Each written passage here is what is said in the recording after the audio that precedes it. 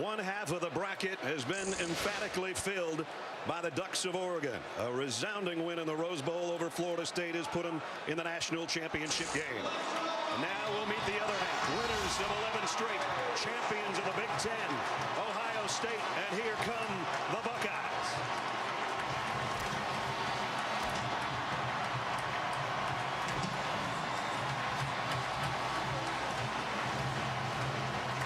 A meeting tonight of two of not only our era's best coaches, but maybe two of the best of all time.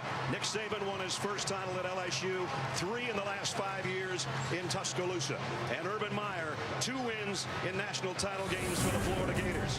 Head-to-head, they've been there before, too. 2008 SEC championship game, #1 Alabama, #2 Florida. Tim Tebow and the Gators won it 31-20. 2009 SEC title game, #1 Florida, #2 Alabama, and the Tide took that one 32-13. And the 2010 regular season game, #1 Alabama, #7 Florida, and Nick Saban's Crimson Tide won that one 31-6. And now from Tuscaloosa, winners of 8 in a row, champions of the SEC, the #1 team in the country, the Crimson Tide of Alabama.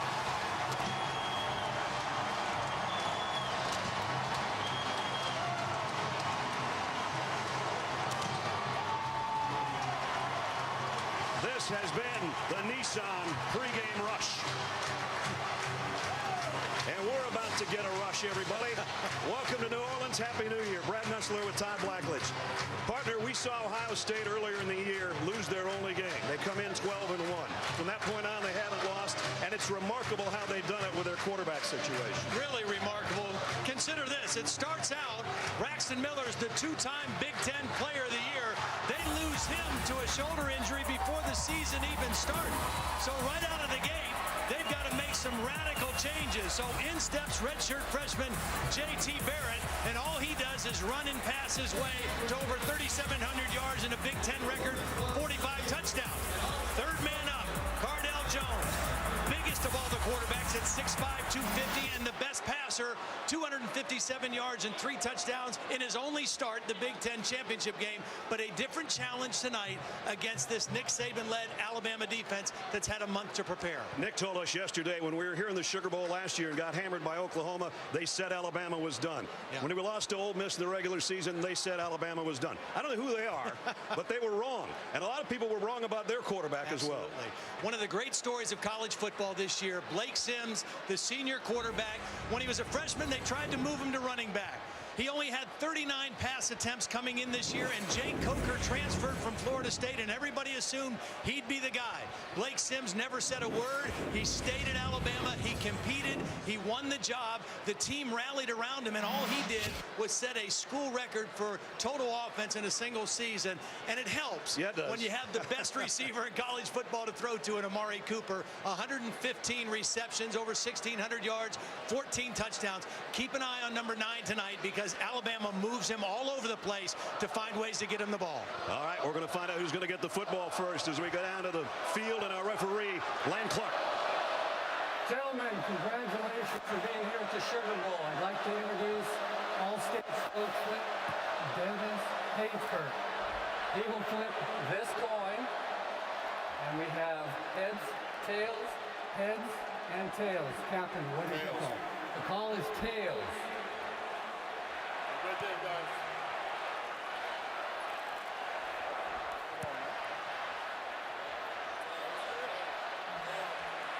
And it is tails. You won the toss. Defer to the second half.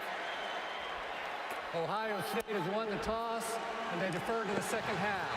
You want to receive? Which goal would you like to defend? That goal or kick that way? Yeah, kick that way. Step over here. Alabama's choice this half. They've elected to receive. Good luck, gentlemen. Have a great game. So it will be the Crimson Tide on offense to start things off. And before we kick it off, we check in third member of our team, as always, Holly Rowe.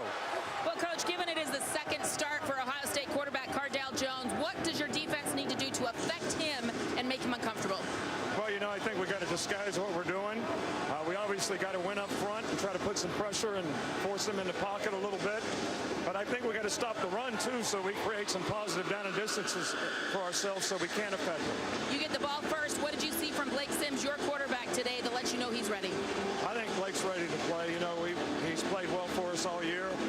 You know, I try to tell the players before, you know, we got to get rid of the anxiety, just play fast, be aggressive. You know, we want to apply the pressure, not feel it. All right, Coach, thank you. Thanks. So there's Nick Saban on the other side. Urban Meyer, awesome. all he's done in his 3 years is win 36 games and lose only 3. 3 straight years of 12 wins. Remarkable job. Took 1 year off to join our business, then got back into coaching after his 2 national championships at Florida. And he's got quite a team, and he said, you know what, our challenge is, are we good enough? Yeah. He thinks they're going to be a better team next year. Well, he loves how relaxed they were. He loved how his team responded to everything they asked him to do in preparing for this game. But that was the big question. And right away, we'll see one of the things that Ohio State has been great at all season, and that's winning the field position battle with their special teams. One of the best in the country at where they start and where their opponents start in field position. So Kyle Clinton will tee it up. Scarlet filling the Superdome along with the crimson of the Tide fans of Alabama. Christian Jones and DeAndre White are back deep. The 81st All-State Sugar Bowl from New Orleans. Here we go. Christian Jones 3 yards deep, mishandles it, and now he'll have it down by White. We take a look at our Chick-fil-A impact players for tonight. Derrick Henry's got to be the man because T.J. Yeldon has been banged up, and he's a pretty good one for a backup. Amari Cooper, we've talked about him, 115 catches. On the other side, we asked Luke Fickell, the defensive coordinator, who are the 2 guys that have to have big games. He told us Joey Bosa and Michael Bennett on that defensive front. The strength of this Ohio State defense is their front. When Urban Meyer left Florida, came to Ohio State, he knew to build a championship team, it starts with the defensive line. That is what has been separating the SEC from other leagues for the last several years. He's got that kind of defensive line right now at Ohio State. Henry flanking Blake Sims. They're going to fly sweep it, though, to Amari Cooper. Just one of the many ways they get it in his hands, and a nice run, a pickup of about 5 before he's run out of bounds. They will put Amari Cooper in a lot of different spots. Lane Kiffin, the offensive coordinator this year, has done a brilliant job of moving Cooper around so that teams can't isolate him and double cover him. And right away, the first play of the game, they flip it to him and let him become a running back. Now he trots out to the top of your screen as a wide receiver, and Sims on a 2nd down and 5 from the 30. Gives it off to Henry. Only got about a yard, though. It'll bring up a 3rd down. Alabama #1 in the SEC, #2 in the country in 3rd down conversions. Nice play by Joey Bosa. Good fundamental play, maintained leverage, shed the block, and fell back in to make a tackle to bring up 3rd down. 3rd down and 3. T.J. Yeldon is in the Alabama backfield, but it's Sims, a throw to Cooper. Got his left hand on it, but that's all. Duran Grant, the captain of the defense, was there defensively. Duran Grant is the best cover guy in this Ohio State secondary. He's a senior in perfect position and made a nice play on the ball. Read the eyes of Amari Cooper and swept his hand down in there to knock the ball out. So an Alabama team that had scored 7 touchdowns and 2 field goals in opening drives this season's a 3 and out on their opening possession here tonight. J.K. Scott to punt.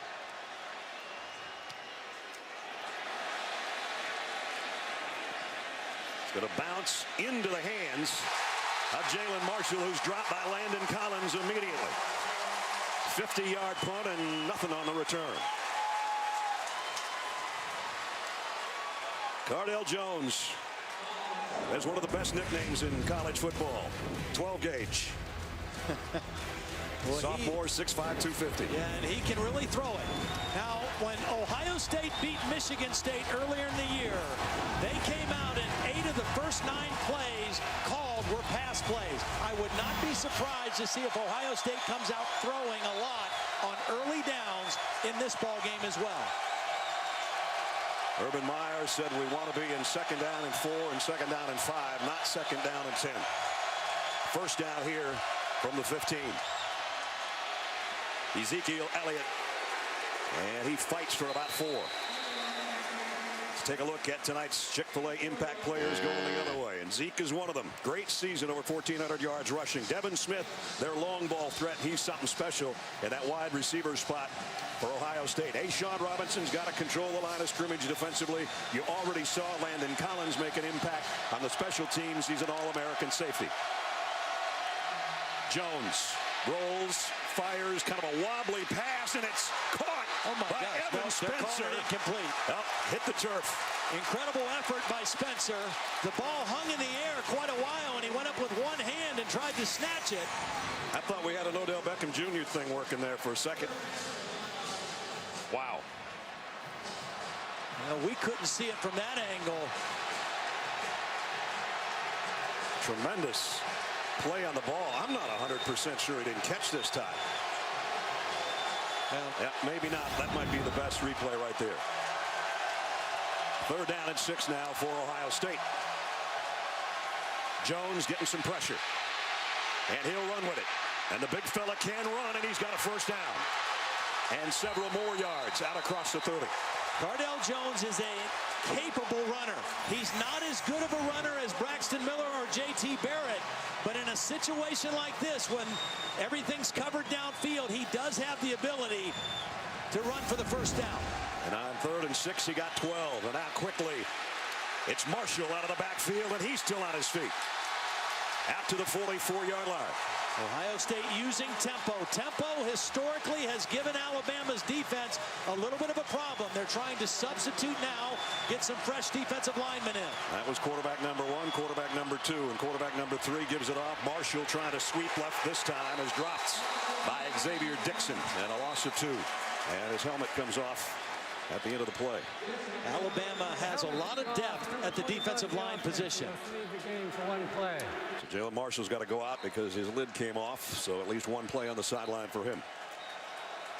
Right now, Ohio State doing a nice job trying to attack the perimeter. The inside of this Alabama defense, very difficult to run against. One of the best in the country, only giving up 88 yards per game. On a 2nd and 13, just a straight handoff to Ezekiel Elliott trying to get wide right. And he got the corner and a hurdle. And now Elliott off the races down the sideline. 1st and goal, Ohio State.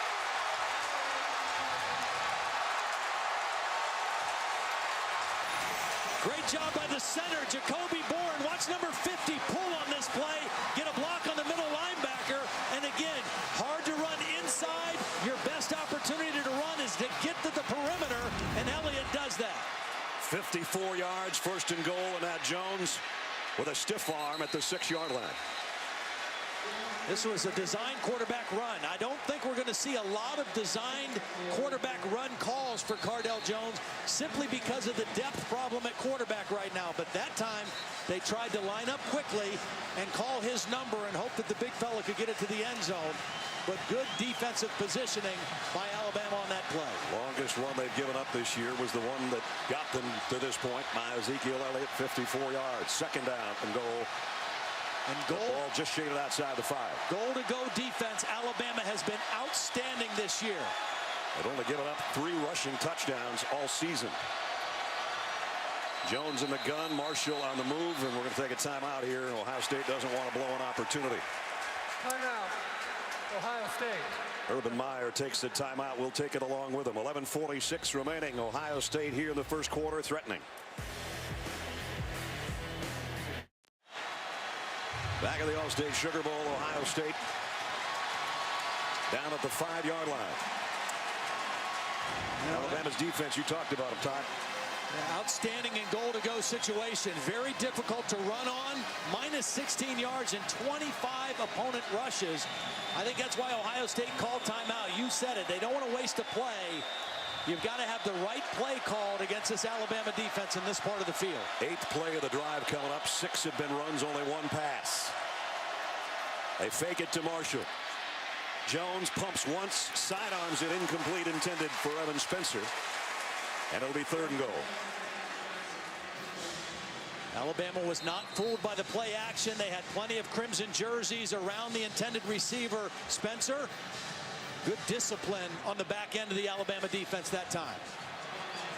One of the top 15 teams in the country scoring in the red zone, going against the best in the business. Something's going to give right here. This is where you have to be alert for Cardale Jones as a runner with that big body as well. 3rd down and goal, and he's going to have to backpedal and fire it as far as he can into the stands, and they'll have to settle for a field goal attempt. Good pressure by Alabama that time. It came primarily from Ryan Anderson, number 7, working on the right tackle, Darrell Baldwin. And Cardale Jones did the smart thing. Don't take ourselves out of a scoring situation here. Throw it away, and let's set up the field goal. Nurnberger, 11 of 18 on the year. This would be a 22-yard field goal attempt to try to put the Buckeyes on the board first.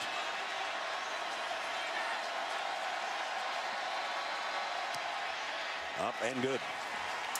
So Ohio State scores first. 11:32 remaining first quarter. I'd say that's a win for the Alabama defense, though, to hold the Buckeyes to 3.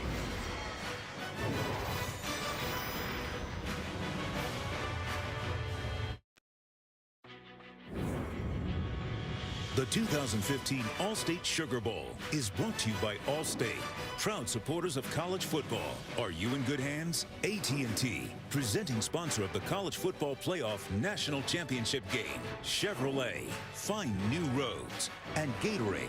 Gatorade knows it all begins within. Win from within. Now an 80-yard drive and 10 plays, but Ohio State only got 3. There's J.T. Barrett sitting right behind Cardale Jones. J.T. a sensational season before breaking his ankle. Talked to him yesterday. He's got one of those little cart deals. I guess he's sitting on it right now. And got a bone stimulator also on the side of his cast. And he'll be back good as new for next year. But the question will be, who will be the quarterback next year? There's the other one. Yeah. Not a bad one there either. Yeah, 2-time MVP of the Big Ten. Everybody should have such a problem, I guess, huh? Yep. Clinton's kick. Christian Jones won't mishandle this one. Brings it from 2 yards deep, and he goes down in a heap at the 12-yard line. Only a 12-yard return. Corey Smith. Nice play on the special teams as we look back at Alabama's season.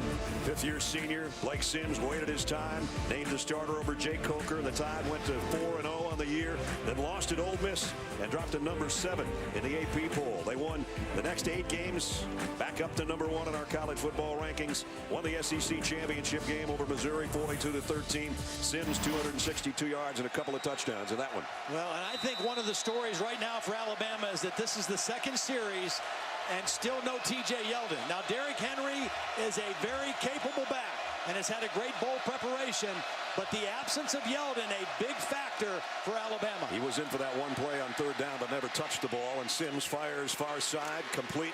Even though there's 2 guys out there, you hear the chants of Coop for Amari Cooper, a pickup of 6. There's T.J. Good first down play. T.J. Yeldon, I mean, when you talk about the combination of these 2 guys, both physical backs, Yeldon at 220, Derrick Henry at 240, and they wear you down during the course of a game when both of them are healthy. And here is Derrick Henry, tripped up and dropped for a loss of a yard. See, this is what Ohio State's defensive front needs to do. Get penetration and use their athleticism. Michael Bennett is the guy who got penetration. He didn't get the tackle, but he was able to force Henry to try to bounce that outside. They're not as big as the Alabama offensive line, but they're more athletic.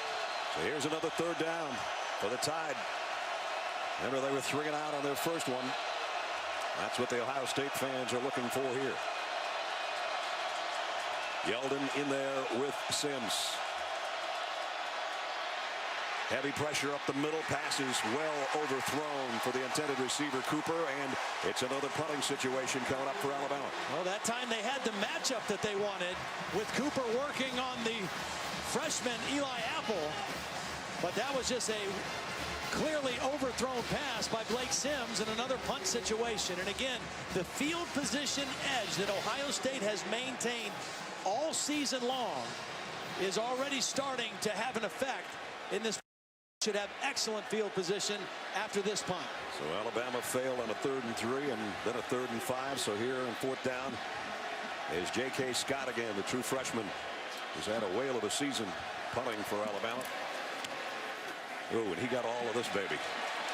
Wow. Jalen Marshall. And it bounces. He lost it, I think, in the lights, and now he's going to pick it up on a hop at the 12. Marshall looking for some help over there. Oh! And a helmet releasing hit on special teams by Ron Tanner. That's the second time that helmet's come off, and I think I know the reason for this one. Well, J.K. Scott has been a weapon for Alabama. That's his 19th punt of over 50 yards. Jalen Marshall really underestimated the leg of J.K. Scott, and what looked like was going to be excellent field position turned out to be very, very average field position because of the punt of J.K. Scott. His longest punt of the year, 73 yards. And Ohio State starting field position. They have won a lot of battles and a lot of games because of winning the field position. Those hidden yards that are so important when you add it all up. Elliot, who had the long run earlier, has got another good one here, but the ball is out, and Alabama's got it. And it's Landon Collins.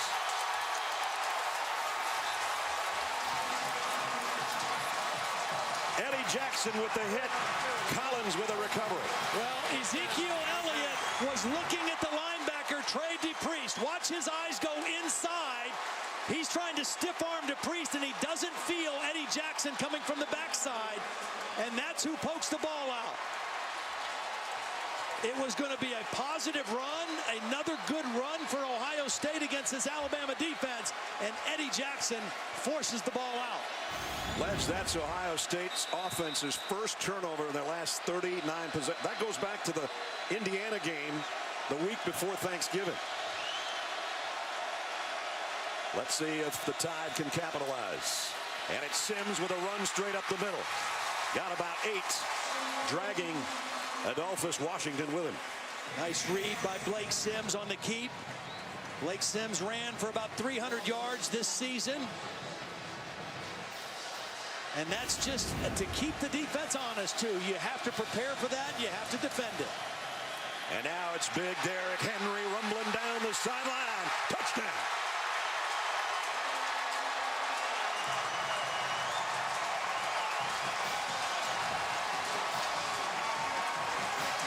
What a block by the left side.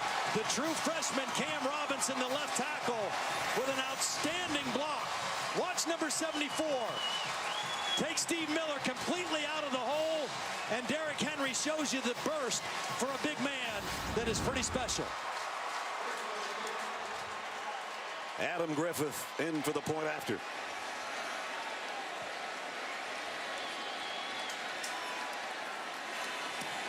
(7-3) Alabama. Only took 2 plays to cover 33 yards. And don't let that 241 pounds that Todd talked about fool you. This cat can motor. Derrick Henry, 25 yards for the touchdown, and the Tide on top.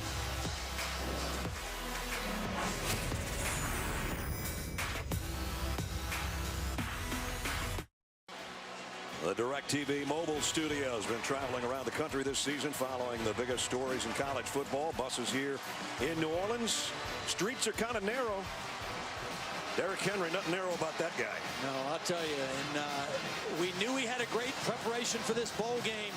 When Yeldon was hurt late in the year, they sat him out for the Western Carolina game. They started Derrick Henry, and they said he didn't respond very well as a starter. But he did the following week against Auburn and the SEC championship game against Missouri, and he's off to a good start tonight. Griffith's kickoff. Deep and non-returnable. We talked about the combination, and it seems like Nick Saban at Alabama's always had two great backs at the same time, and no exception here. There's their numbers. Henry 5.7 a carry, and each with 10 touchdowns. Now, well, 11 for Derrick Henry after that 25-yard romp a couple of minutes ago. You know, I thought coming into the game, Brad, one of the advantages that Ohio State might have was they've been better with the turnover game. They were +9 coming into the game. Alabama -1 on turnover ratio. First turnover of the game goes to Ohio State, and Alabama capitalizes. And ask Florida State how big that can be. They gave up 34 today, points off turnovers. Elliot was at a big run, but a fumble. Carrying it in his right hand, but still got the first down. But you see the philosophy for Ohio State. A lot of people think that Ohio State or Big Ten teams don't have the speed that they have in the SEC. Ohio State has SEC speed. Ezekiel Elliot can run as fast as any back in the SEC, and they're attacking the perimeter. The strength of the Alabama defense is if you try to run inside. Ohio State says, we're going to run this outside and make these big guys run and get tired. Noah Brown in as a fullback. Thrown away by Cardale Jones as we check in with Holly. Well, guys, on that last play, I watched Alabama linebacker Denzel Duvall really trying to chase Ezekiel Elliott, but he couldn't get there. Keep in mind, he is very banged up. Kirby Smart, the defensive coordinator for the Crimson Tide, saying, hey, if we can get 15 to 20 plays out of Denzel, that will be fantastic. But he is not 100%. You saw it on that speed trying to catch Elliott. Louisiana native, a big one. They got some big linebackers and always have had. Second down and 10. Elliott straight up the middle. Not much there. Yeah, see, that's where it's hard to run because of how big they are on the inside. They have big defensive linemen, and they have lots of them, and their two inside linebackers are both over 250 pounds. But you have to do that every so often just to keep them honest. Urban told us yesterday there are tree stumps in there. Yeah. Kirby Smart, defensive coordinator, one of the best around at what he does. Third down and 8. Jones hasn't connected yet in this first quarter. Not going to get a chance here either, but he's going to run for it, and he's got the first down and quite a bit more. 20 yards, Cardale Jones. Well, when you bring pressure, if you don't get home, you leave yourself vulnerable to this. Nice move. He just faked out number 93, Jonathan Allen, who was unblocked. And you see the running ability straight ahead of Cardale Jones. He might not want to hurdle somebody at the end of a 20-yard run, though. They don't want to have to go to a backup quarterback number 4. I think they need to challenge deep at some point here with Devin Smith. The step in, the step back, and the throw on the sideline is incomplete again, intended for Jalen Marshall. See, right now, what Alabama is trying to do is defend the run with 2 safeties. That makes them stronger in the pass coverage. If Ohio State is able to run successfully and force Alabama to bring a safety up into the run defense, then they'll have openings down the field to throw the football. See, right now, Ohio State has 1 safety, and Ohio State is changing the play at the line of scrimmage. 3 wideouts, including Elliott, the running back, in a slot to the bottom of your screen. They have yet to hook up with Devin Smith, their long ball man. It's going to be a run all the way here. Jones in trouble. Down he goes about at the line of scrimmage. You maybe got a half yard. Landon Collins showing why he's an All-American as he comes up to make the hit. Tom Herman, the offensive coordinator, right there with the glasses, the new head coach at Houston, will join his that job when his duties here at Ohio State are done, whether it's after tonight or after next week. Third and long situation now here at the 41-yard line. 2 times on third down, Cardale Jones has scrambled for a first down. Let's see if Alabama doesn't drop more guys. They're going to bring an extra one, including Collins, and the ball is long and caught by Devin Smith. All he does is catch long passes. He is as good of a deep ball receiver as I've seen in college football. He judges the ball. There were 2 defenders. Eddie Jackson and Jabril Washington were there, and he ran by too. That's just poor fundamental defense, particularly for the safety, Washington, to let somebody run by you on the back end of the defense. But Devin Smith judges the deep ball and catches the deep ball as well as anybody I've seen. He's got 29 career touchdown catches. They average 37.6 yards. And 9 touchdowns on passes of 20-plus yards. Here's another one. They're taking a look at this, but he got his right foot in before he skipped out of bounds at the 1-yard line. Well, and this has been the Achilles heel of the Alabama defense this year. As good as they've been against the run, they have had major problems defending the deep ball. That's the 40th completion of 20 yards or more against this Alabama defense. Auburn burned them bad in the Iron Bowl a couple weeks ago by just throwing the ball down the field and letting those receivers go after it. And that's what Devin Smith does as well as anybody. I don't know what, if any, effect it would have had on that ledge, but Landon Collins came on a blitz, so you're one safety short right there on that pass. There's what Todd's talking about. Well, Cardale Jones on 3rd down on this drive. On 3rd and 8, he ran for 12. On 3rd and 9, he hooked up with Devin Smith for 40. And so here the Buckeyes are knocking on the door. 1st and goal at the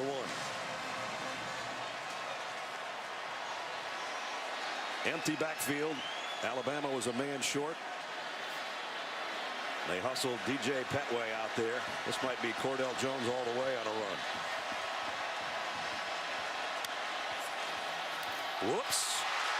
Picked up his own fumble. Going to be dropped, though, back at the 9-yard line by Collins. Yeah, that's just the first things first.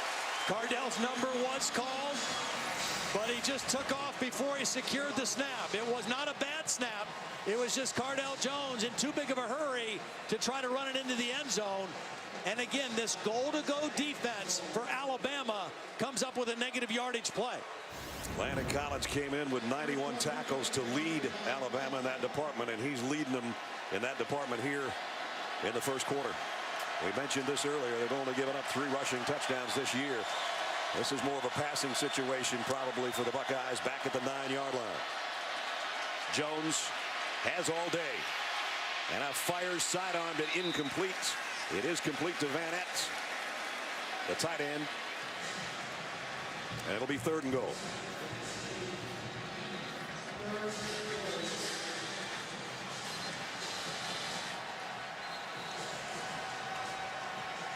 Trying to regain the lead. The Buckeyes trailing 7-3. And again, Alabama changing up its defensive personnel. Ohio State's offense already waiting at the line of scrimmage, which is just inside the 4-yard line. Alabama going to more of a nickel defense. Pass rushers instead of run stoppers. Jones, quick drop, quick throw, incomplete. It was Marshall, the intended receiver, that was broken up by Nick Perry. Well, he had him. Marshall had a little bit of separation on this out route. Pretty well thrown ball. It was hard. Had some mustard on it for a short throw, but a catchable pass. And again, you go back to the mishandled snap when they were right about the 1-yard line that set them back. And now they have to settle for another field goal attempt. Nurnberger had a 22-yarder earlier in the quarter. This one will be from 21. And from the right hash. Trying to make it a 1-point game. Nurnberger does with 5:18 remaining in the 1st quarter. But again, Alabama's defense dug in when they had to and forced the field goal.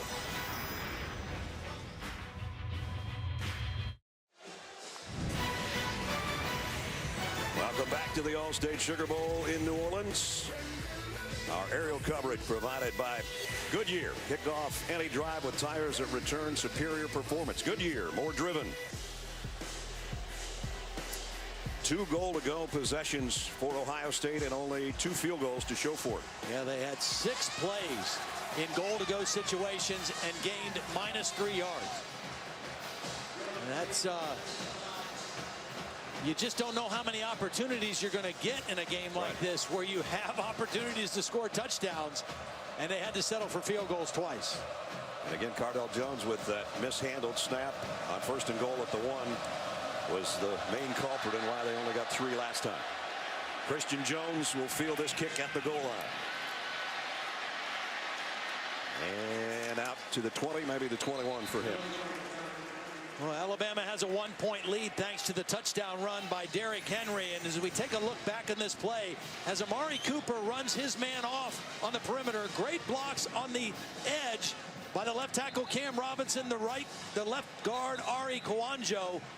Cam Robinson, number 74, 6'6", 323-pound true freshman. The first true freshman to start at left tackle for Alabama since former first-round pick Andre Smith did it back in 2006, and he has been an outstanding player in his first year at that position. Lane Kiffin said to us yesterday, you want to know what a future first-round NFL draft choice looks like? Look at him. Here's Derrick Henry on the pitch. Broke one tackle and out of bounds.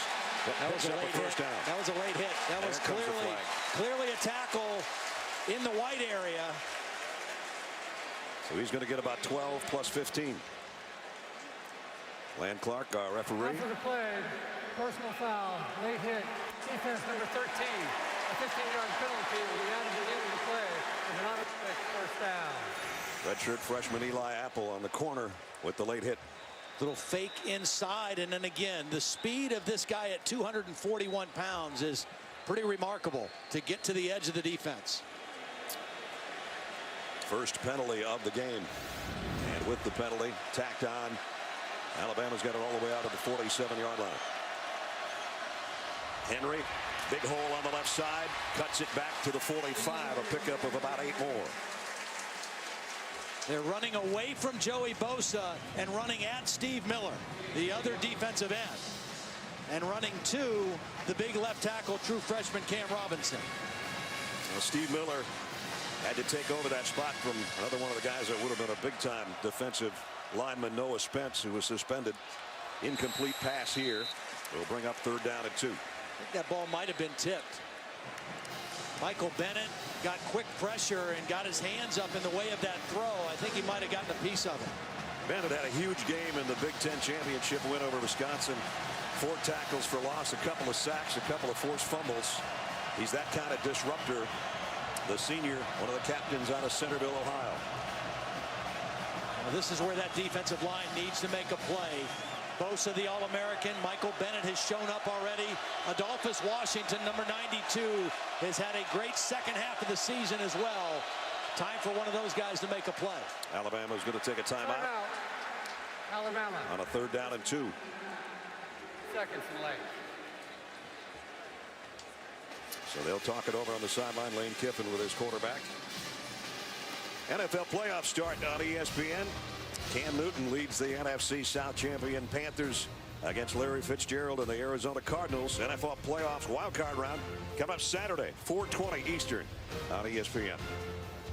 Panthers will go into the playoffs with a losing record, yet they are the NFC South champs. A lot of people thought the team that plays here on Sundays would have been the winner of that division. The Saints, they finished second, a half game back. And Atlanta eliminated by the Panthers in their loss last weekend. 3rd down and 2. Yeldon. TJ's got the first down at the 35.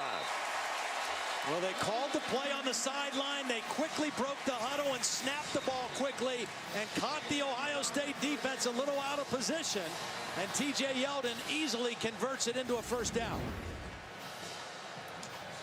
They'll spot it at the 36 and move the sticks there with just under 4 minutes remaining in the first quarter. This might be play action Amari Cooper time right here.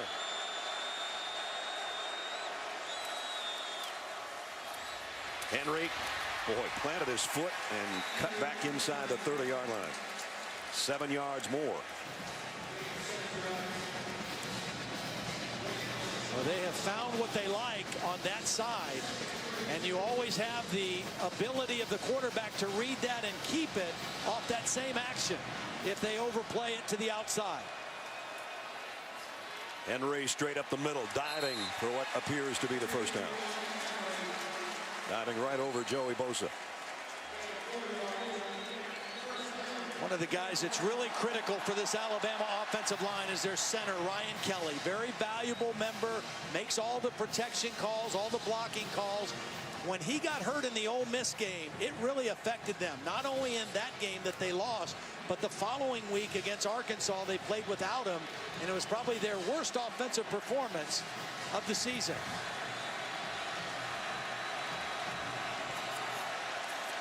Sims up to the line and now backs out. Amari Cooper's in the backfield with him on first down. Sims heavy pressure, throws far side, completes, and it's Fowler, the fullback, very close to another first down. See, by putting Amari Cooper in the backfield, you know he's going to attract a lot of attention. He stayed inside, and the defense focused on him, and they let Justin Fowler alone on the outside. Cooper went in motion out of the backfield, and Fowler was wide open on the sideline. So Alabama back in the red zone with the first down at the Buckeye 15. And that's not too good.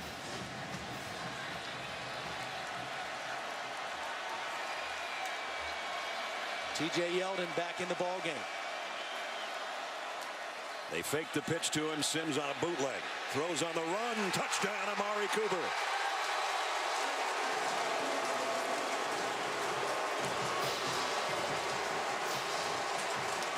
Wow, he just turned Duran Grant around.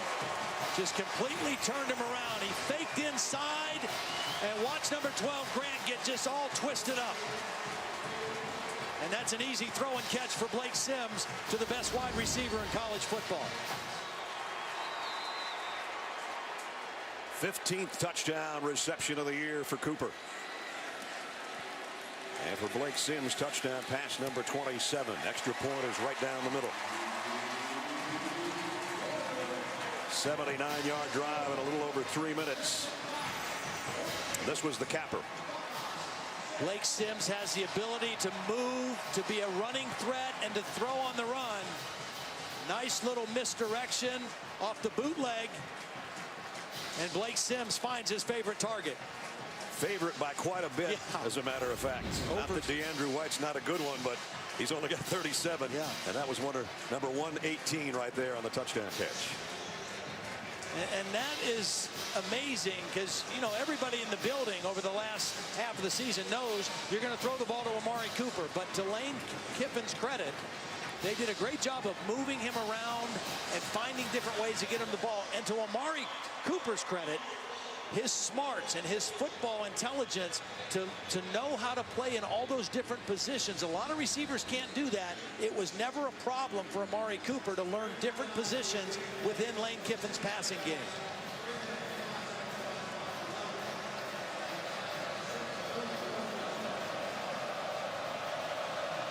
Curtis Samuel waiting back deep for Ohio State, and he'll get a shot at this one from the 2-yard line. Whoa. Only about a 10-yard return. Great coverage down there. Ardarius Stewart on the special teams. In on the stop. Well, celebrating its 10th year sponsoring the Good Hands Field Goal Net to Allstate. Makes contributions to participating universities' general scholarship funds for each field goal and extra point kicked. And since 2005, Allstate's contributed more than $3.8 million in scholarship funds. Not good starting field position here for Ohio State again. And again, Ohio State coming into this game, one of the best in the country, starting on their own 35-yard line. That's what they average. But the Alabama kick coverage teams have been outstanding so far in the ball game. Marshall trying to get wide with it. He's not going to get there thanks to Eddie Jackson. Only a 2-yard gain. Ohio State continuing to try to attack the perimeter of this Alabama defense. That time, very well played by Eddie Jackson. You have to maintain leverage on the football and not let them get outside of that outside defender. Eddie Jackson, very fundamentally sound on that play. Pistol set here with Elliot behind Cardale Jones. He fakes it to him. Runs out of time. He's got to get rid of it. Might be a safety. No signal yet. Oh, they're going to... Wow. They're saying his quarterback progress was stopped. Cardale Cardale Jones got stuck there. He didn't know if he should throw it away. He doesn't want to make a mistake. Xavier Dixon, the best pass rusher, just manhandled the right guard, Billy Price, and got to the quarterback. I don't know where his progress was stopped. He was progressing right into the end zone. Well, he pulled him back into the end zone. So they start at the 2-yard line, and it's Elliot straight up the middle, and now they've got a first down and some room to work. Bill Lamagna is our rules expert. Nick Saban's going crazy on the sideline. Bill? I think we've got a good call. That defender pulled him back from the field of play into the end zone. Excellent spot by the wing official. Now, the fact that Cardale Jones didn't want to throw the ball away almost created a bigger problem. But credit the pass rush of Xavier Dixon getting there against Billy Price. Well, the quarterback making only his second start as a Buckeye can talk things over on the sideline with a break here because we've come to the end of the first quarter. We played 15, and number 1 Alabama leading the Buckeyes of Ohio State 14-6.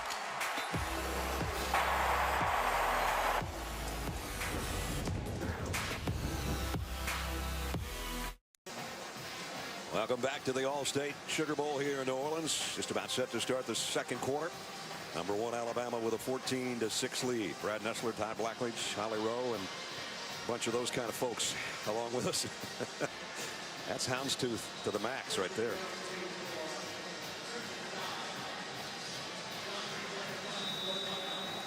Alabama, a couple of touchdowns. One on the ground by Derrick Henry. One on a Blake Sims to Amari Cooper touchdown pass. Cameron Johnston's got a punt from near his own goal line. Christian Jones has had some big punt returns and kickoff returns over his career for Alabama. He's back deep. And he's going to have a play on this one at around the 30-yard line. Reversing his field. Not anybody over there to block for him, though. And he gets about 6 on the return before he's run out of bounds by Cam Williams. Well, pretty good return by Christian Jones, but I want to go back to the opening kickoff. And this could have been a disastrous play for Christian Jones. Because he touched it, this was a live ball. That's why there's no official signal. And if it weren't for the alertness of DeAndrew White to cover this ball, if Ohio State would have fallen on that, the game would have started with an Ohio State touchdown. And we've already seen how difficult Ohio State has had trying to get a touchdown against this Alabama defense. That could have been a critical mistake to start the game for Alabama. So now the tide at the 39-yard line. 2 tight ends in there, and Henry behind Sims. Amari Cooper in motion. They're going to throw it to him. And a shoestring catch at the 45-yard line. And that's the matchup that they want against the redshirt freshman Eli Apple, the field corner for Ohio State. He's going to be an outstanding player. 6'1", 198 pounds, out of New Jersey. But again, Amari Cooper, just so difficult to defend. He has great speed, size, and strength. Now Cooper's in the slot. They're going to throw it to him again out there, looking for a blocker. Puts his hand down, and he's dropped by Darren Lee, the outside linebacker. Nice play in the open field. And you see that tackling technique. One of the things Ohio State has really tried to adapt kind of comes from Pete Carroll and the Seattle Seahawks. Luke Fickell talked about the rugby tackling style. Aim for the hip, head behind, wrap and roll, and that's it to perfection right there. 3rd down and 3. TJ Yeldon back in there. He'll get the carry, and he's not going to get the first down. Bosa was there first, and Curtis Grant, the middle linebacker, who made the hit. And it's 4th down. Excellent job. Good penetration first by Bennett. He occupied the guard's block, Leon Brown, and then Bosa was able to get across the line of scrimmage as well. This defensive front is the strength of the Ohio State defense, and they forced a critical 4th down play right there. Jalen Marshall will wait on this punt coming up from J.K. Scott, who already has a 73-yarder to his credit tonight. Right now, he'd just like to knock one out of bounds at about the 5 and keep it out of the hands of Jalen Marshall. He is a tall drink of water, too. I was checking him out before the game on the field. He is long and lanky.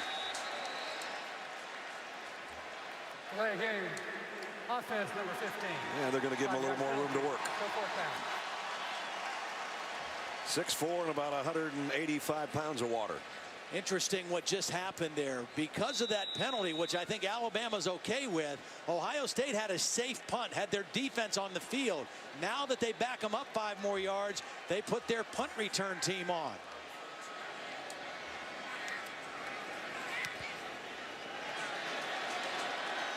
Fair catch, taken around to 5. Nice kick. Nothing else Marshall could do about it. 53-yarder with great hang time.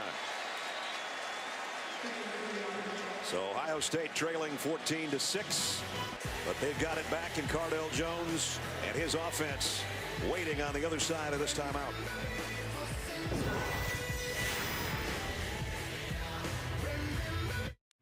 Ohio State hoping to play for another national championship. In 42, they went 9-1, didn't attend a bowl game, but were number 1. 54, 10-0, beat USC in the Rose. 57, 9-1, beat Oregon in the Rose Bowl. Finished 10-0 undefeated, and defeated USC in the Rose Bowl. And then 2002, 14-0, and beat Miami in the Fiesta Bowl. Urban Meyer doesn't have a national championship as the coach of Ohio State, but has 2 when he was in Gainesville and Florida. And he just wants to get back in the big picture, which is January 12th in Arlington. One of these teams will meet Oregon for the national championship. Ezekiel Elliott's having a great game so far, and he's got 9 more yards. Yeah. He's over 100 already. Well, the last running back to go for over 100 against this Alabama defense was Trey Mason in the Iron Bowl in 2013. Nobody this season until now in Ezekiel Elliott. He's got 109. Here's another carry. Might got 1 more yard out of it, maybe. Jalen Marshall that time running it. Ohio State, you know, for the problems they've had in the goal line situations, this running game has been effective. Mostly outside on the perimeter, stretching out this Alabama defense, making those big guys run. And the biggest one, of course, was the 54-yarder by Elliott earlier in the game. What that does is it sets up play action, and Ohio State loves deep crossing routes on play action. Jones straight drop here. Pressure coming. Again, he retreats near his own goal line. Throws, and it was caught for about a 1-yard gain by Michael Thomas. He comes in as their leading receiver. Well, you see why Alabama wanted to get 15 or 20 plays out of Denzel Duval. Even though he's not 100%, he is an outstanding pass rusher as a stand-up defensive end. He's a very versatile guy, and he was the guy that forced Cardale Jones to leave the pocket on that play. They completed the pass, but no gain on it, so it's 2nd down and 10. Empty backfield for Cardale Jones. 5-man rushing, and one got a hand on it. Nice pressure. Might have been A'Shawn Robinson. Yeah, A'Shawn Robinson ran right through Billy Price, the left guard. They are big and physical up front. Watch 96 run right through 54 and get a hand on the football.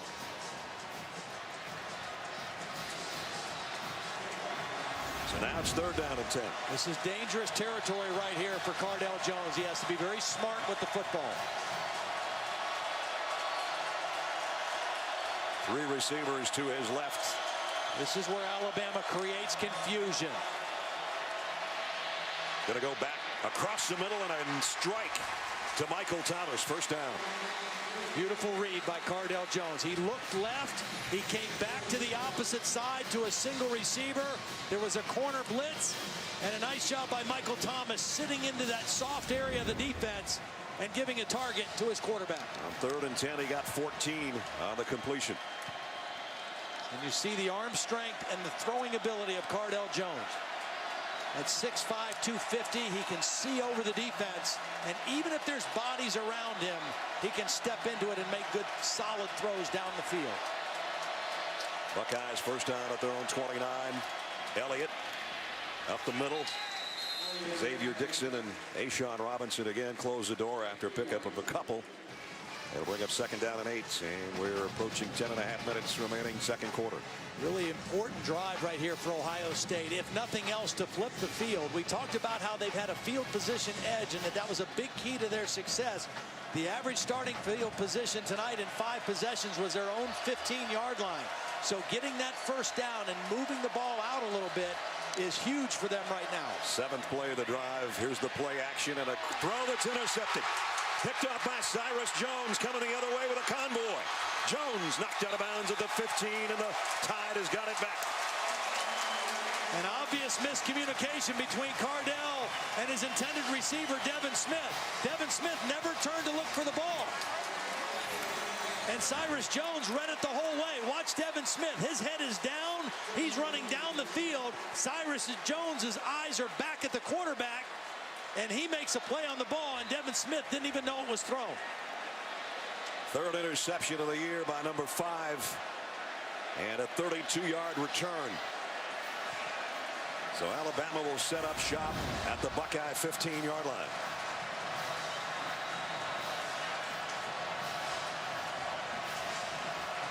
Derrick Henry, as you look behind him in the backfield with Sims. 2 tight ends, power set.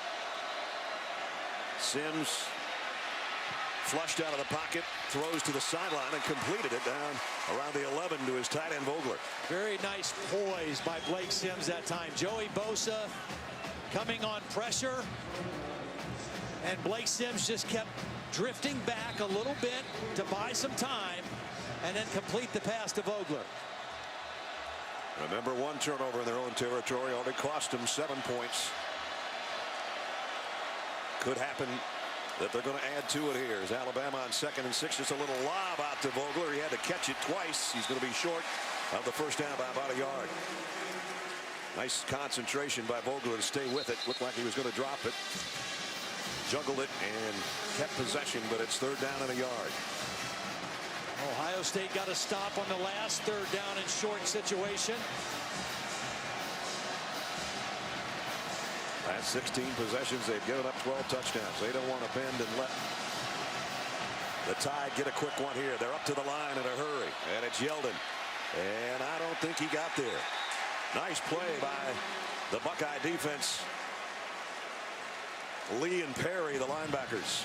Well, it starts up front. Good penetration by Michael Bennett again.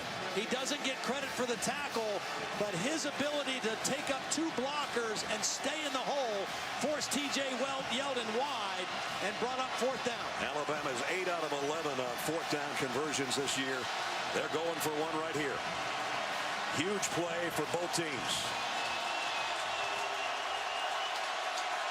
Yeldon's a tailback. He'll get the call and the first down. 1st and goal, Alabama. See, that time Ohio State did not get penetration, and that enabled T.J. Yeldon to get a full head of steam hitting up into the line of scrimmage. See, no white shirts across that line of scrimmage, and an easy conversion for T.J. Yeldon.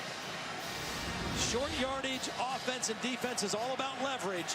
The low man wins. That time, Alabama was the winner. 1st and goal just outside the 1. It's Yeldon again, and he'll walk in. Touchdown, Alabama.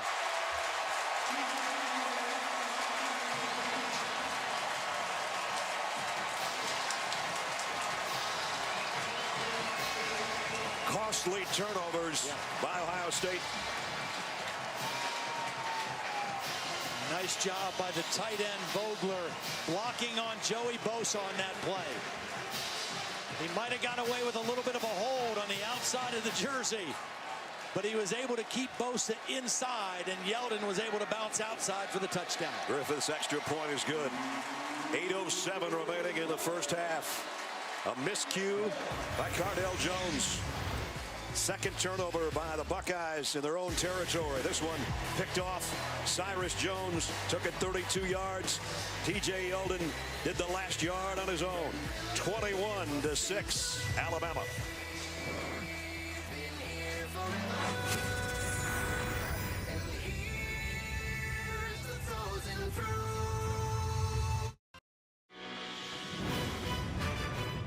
The 2015 All-State Sugar Bowl is brought to you by Allstate, proud supporters of college football. Are you in good hands?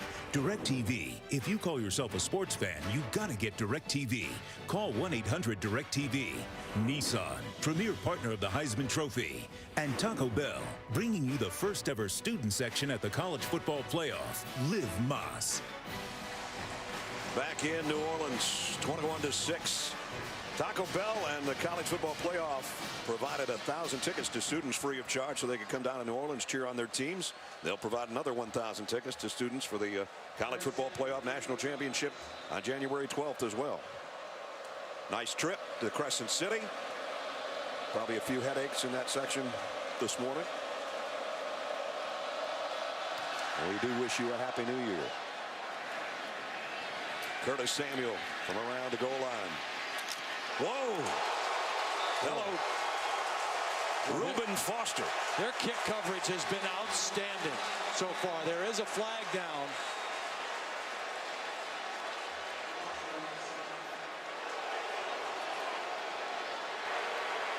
Unsportsmanlike conduct. Kicking team number 21, Toss Connie, is first in the game. A 15-yard penalty. First down.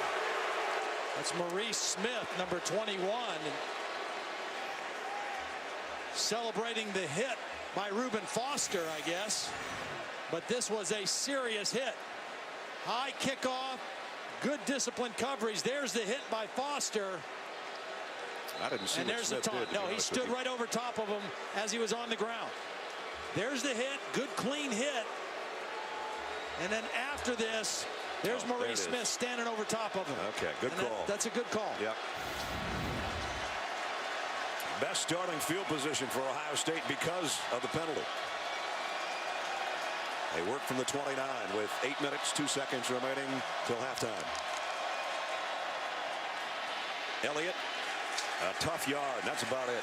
You know, when we talked to Urban Meyer the other day, he said when talking about Alabama, you put on film, you say, where's a weakness? You're always looking for weakness. There are none with Alabama. So when that's the case, you cannot help a team like that. And Ohio State has helped them. They've turned the ball over twice. They've not converted when they've gotten the ball inside the 5-yard line when they could have scored touchdowns. And it's hard to beat a complete team like Alabama when you help them. Flags are down as Elliott's going to go down at the line of scrimmage. Reggie Ragland and DJ Petway out to make the hit. One of the things that's impressive to me about this Alabama defense and their defensive front is the depth. They have 8 to 10 guys that they rotate through those defensive down 3 or 4 guys. And they all kind of look the same. Offense, too many players in the backfield. That penalty's declined. Third down. And of course, Nick Saban declines a penalty because there was no gain on the play, so they'll take the down instead, and it's third down and long.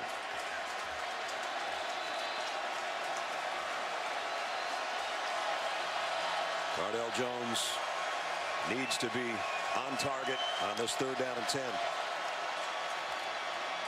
If he can get the pass away. And he is on target to Marshall, who spins his way across the 50 to the 45. Well, nice job of hanging in the pocket because this is pretty good pressure and it's collapsing around him. But Cardale does a nice job of staying in there and finding Marshall on the deep crossing route. Pickup of 26. So Ohio State back in Alabama territory. They've got 2 timeouts remaining. Plenty of time to work here at the 45 of Alabama.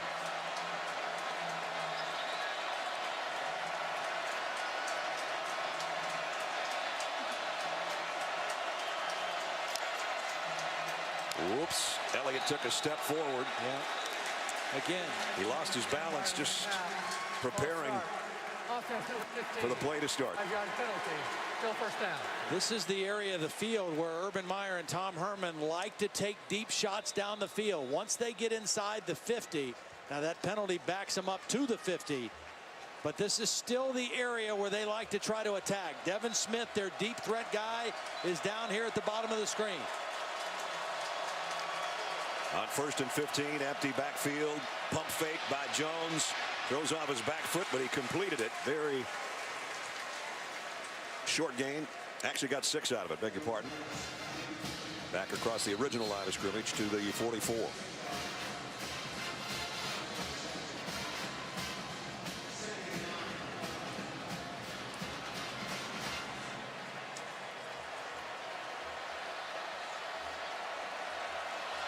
Michael Thomas on the sideline, their leading receiver.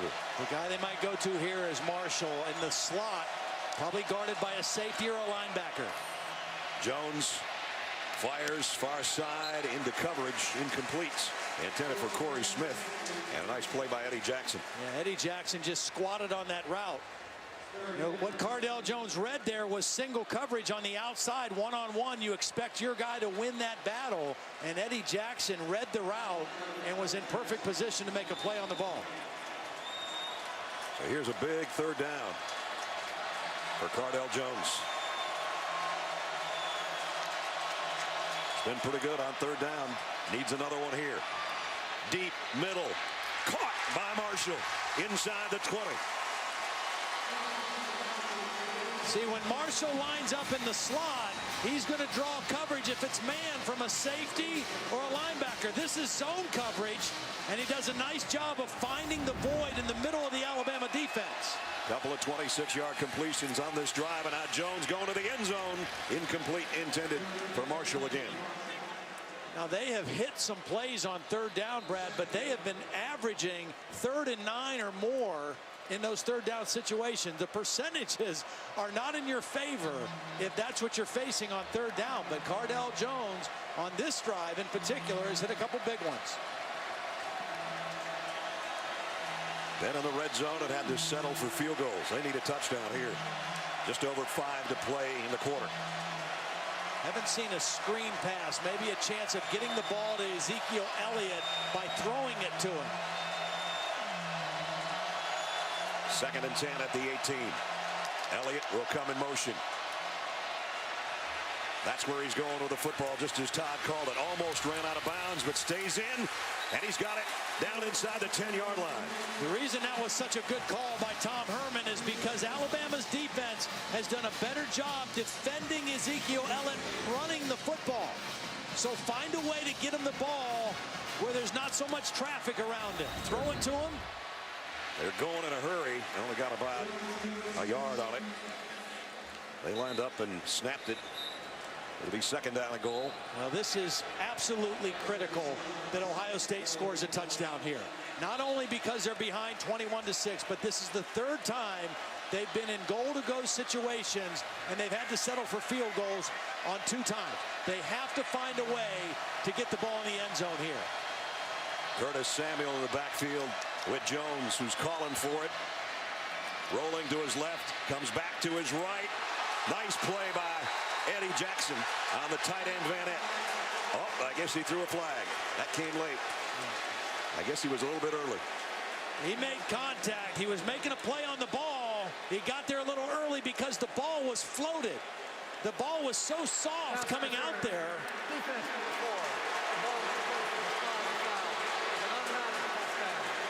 Alabama was out of position. They were running a guy on the field late. Watch how this ball is just kind of floated to the backside. And because it's hanging in the air, Eddie Jackson, even though he's making a play on the ball, the contact was early. Good call. And a 1st down at the spot. So it's right at the 5-yard line. Curtis Samuel now in for Ezekiel Elliott, their other running back. Van Eck, the tight end, moves into the slot. Marshall coming around, gets the flip. And that's all he's going to get. Lost a yard, I think. Nice play by Trey DePriest.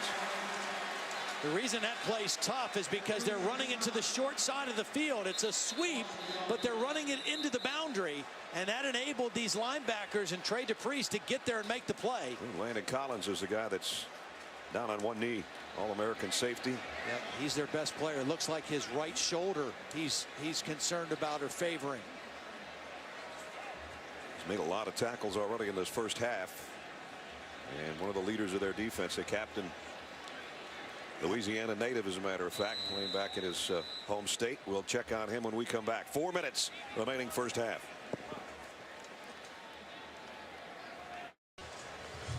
Landon Collins is headed to the locker room for Alabama. There he is. We went back 2 plays because the previous play he looked to be favoring his right arm or shoulder, trying to help out on the tackle. So we went back 2 plays, and this is how he was injured. Yeah, Evan Spencer, who's a 210-pound wide receiver and an excellent blocker. A good clean block, and you could see right away after the contact Landon Collins favoring that right arm or right shoulder. Derek Williams will come in to take his spot. But the story for Ohio State continues to be 8 goal-to-go plays, -5 yards. Only one of them has gained any positive yards. They have to find a way to get this ball in the end zone. 2nd down and goal at the 6. Elliot with Jones in the backfield. Gets the carry, slipped a little bit, keeps his legs moving, and got to at least the 4, maybe inside the 4. And now we got an Ohio State player down. That's Jacoby Boren, the center. A very valuable member of this offensive line as well. This offensive line, when the season started, they replaced 4 starters, and they weren't very good in the beginning of the year. We had the Virginia Tech game. They struggled as a unit. But they have gotten better and better. It's been the same 5 guys that have started the whole season, and they have gotten better as the season has worn on. But Jacoby Boren is the leader, and now in a critical 3rd and goal situation, a new center coming into the ball game, Chase Ferris. They better get some snaps with Cardale Jones right now on the sideline. Boren in the middle of the pack there. Not the biggest center in the world. Got rolled up on badly from behind. They list him at 6'1". He may not be even that tall, about 285 pounds, but Urban Meyer said, I would go to war with him any day. How tough he is. And he's trying to tough it out right now. And Pat Elflein, who is the starting right guard, is going to be the center. Chase Ferris, number 57, is going to come in his place at guard, I believe. Elflein doing the smart thing right now, taking some snaps on the side, leading up to this critical 3rd down play. And Boren looks to be up and at it anyway. And he gets right into that offensive line huddle to try to fire him up as he's got to come off the field. You just cannot settle for another field goal here. Not only does it keep you behind on the scoreboard, but psychologically, it'll wear you down. You got to find a way to crack the code here and get into the end zone. On this drive, they've converted a 3rd and 10 and a 3rd and 9. They want to get a 3rd and goal right now. Marshall crosses the field. Elliot leads the way. Touchdown, Ohio State.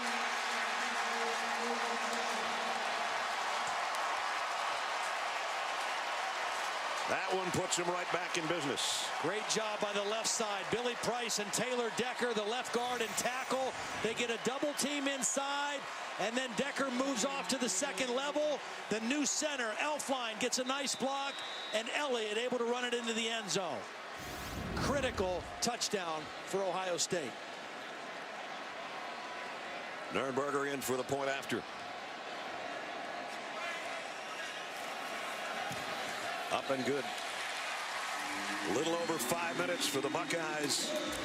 Took them 12 plays. 3 for 3 on 3rd down on the drive, including this one to cap a 71-yard march. Ezekiel Elliott makes it 21-13.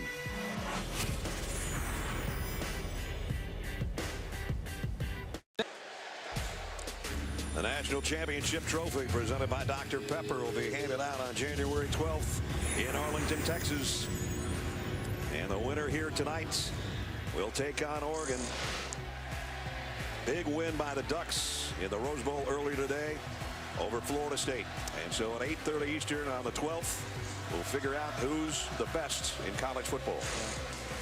Everybody saw the points that Oregon scored, and you automatically think Marcus Mariota, and he had a great ball game. But that Oregon defense was pretty salty today against Jameis Winston and the Seminoles. Christian Jones and DeAndrew White waiting on the kickoff. Jones runs up on it at about the 3-yard line.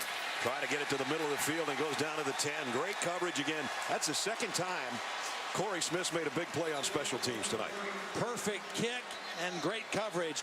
We'll go back to the Ohio State touchdown. I think Alabama was expecting pass, and the motion by Jalen Marshall is going to just kind of freeze these guys a little bit. They don't attack the line of scrimmage, and that enables Ohio State to get into their blocks and get the ball in the end zone. Alabama thinking pass on that third down, and Ohio State hit them with the inside run for the critical touchdown. Last couple of games for Ezekiel Elliott, how big has he been? 220 in the win over Wisconsin, the Big Ten title game, and 117 tonight. He, I think, gets overlooked a little bit when he came in with over 1,400 yards rushing, but that's because as Landon Collins is coming back out. You think about the Big Ten and some of the backs they have. Melvin Gordon, obviously, Wisconsin. Tevin Coleman from Indiana. David Cobb in Minnesota. Amir Abdullah in Nebraska, and Jeremy Langford, who had a huge game for Michigan State today. So many great backs in the Big Ten. Sometimes you get lost in the shuffle a little bit. Amari Cooper broke one tackle and then knocked out of bounds on the far sideline as we check in with Holly. Great news for Alabama fans. Landon Collins standing here at the tunnel ready to come back out on the field. He's adjusting his shoulder pads. He's moving that right arm and that right shoulder just fine right now. Also another update, Jacoby Bourne, the center for Ohio State. They have taped up that ankle. It's been an injury that's bothered him previously this season. Looks like he's going to try to go. Well, he's a tough dude. We'll see when they come back out on offense. But right now it's Alabama's turn with a 2nd down and 4. Derrick Henry with Blake Sims in the tied backfield. They fake it to him, throw out to DeAndrew White, who's dropped after maybe a yard gain by Lee. Well, great play by Darren Lee. He had a hold of the ankle and didn't let go. If he doesn't make this tackle, DeAndrew White probably squirts forward for a 1st down. Darren Lee was blocked. He got a hold of the ankle and wouldn't let go and forces 3rd down. Ohio State would love a stop here and the chance to get the football back if they can prevent a 3rd and 3. Blake Sims throwing the balls, hit his last 8 passes. Well, here's Cooper right here. They've got him kind of protected. It will be a pass. It will not be complete. DeAndrew White dropped it. Yeah, he let it get to his body. Instead of catching it out in front with his hands, he let it get all the way to his body, and it bounced right off of his shoulder pads. Incomplete. Well thrown ball by Blake Sims. DeAndrew White just doesn't secure the catch. Well, it's been feast or famine for the Tide. They have 3 touchdown drives, and now they have 4 3-and-outs, and there's nothing in between. 4th down, and J.K. Scott to punt. He can let this one fly as long as he wants to. Again, a beauty. Fair catch called for way back at the 22-yard line by Marshall. Well, that is a weapon now to have a punter like that. Well, he was an ESPN first-team All-American and a Ray Guy finalist, and I can see why.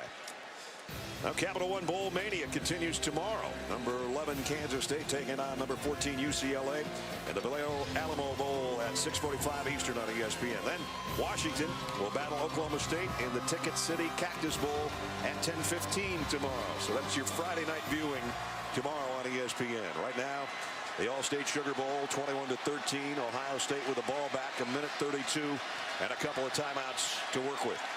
J.K. Scott, 4 punts, 59.5-yard average. Not bad. Man.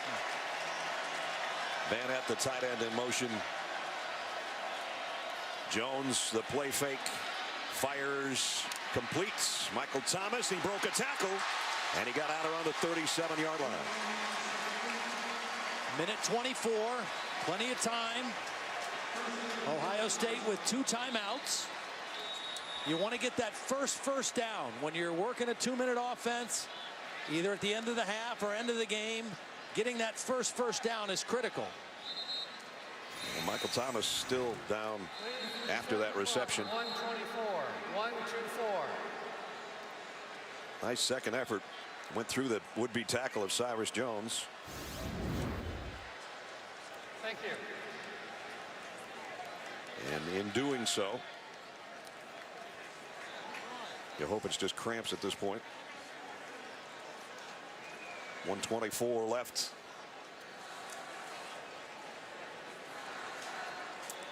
Thomas redshirted last year and came in. Keyshawn Johnson's nephew as the leading receiver. catch-wise for Ohio State this year. You mentioned Devin Smith's the big play artist of the bunch. Well, he and Cardale Jones both spent the fall of 2011 at Fort Union Military Academy in Virginia. A one-year prep school after high school. A lot of times guys go there if they need to mature a little bit, if they need to get their grades right. It's a very rigorous program, excellent football program as well, and both of them benefited from their time there. So he started off cold. He's warmed up. Does have that costly interception that ended up turning into 7 points. But he's had some big third down conversions on that last drive that led to Ezekiel Elliott's touchdown run. And he's all by his lonesome right now in the Ohio State backfield. JT Barrett looking on. Jones, plenty of time. Going to throw short underneath, complete. Corey Smith got to the 41. That's about all. Geno Smith made the tackle. And now we're down to 110. Haven't seen the deep crossing route for Ohio State, something that they really like. Again, an empty set. Cardale Jones loads, fires down the middle, complete. Inside the 45 to the 40 to Van at the tight end. Clock will stop as they reset the chains. Pickup of 19. Again, Ohio State with 2 timeouts. Plenty of time here. Landon Collins back in there, as Holly said, after coming back out of the Alabama locker room. 40 seconds left. Some valuable time being wasted. Jones steps up in the pocket. Now he's going to run with it straight ahead, and he's still running with it. Cardale Jones inside the 15. 27-yard rumble up the middle. That's the 3rd time we've seen him scramble up the middle.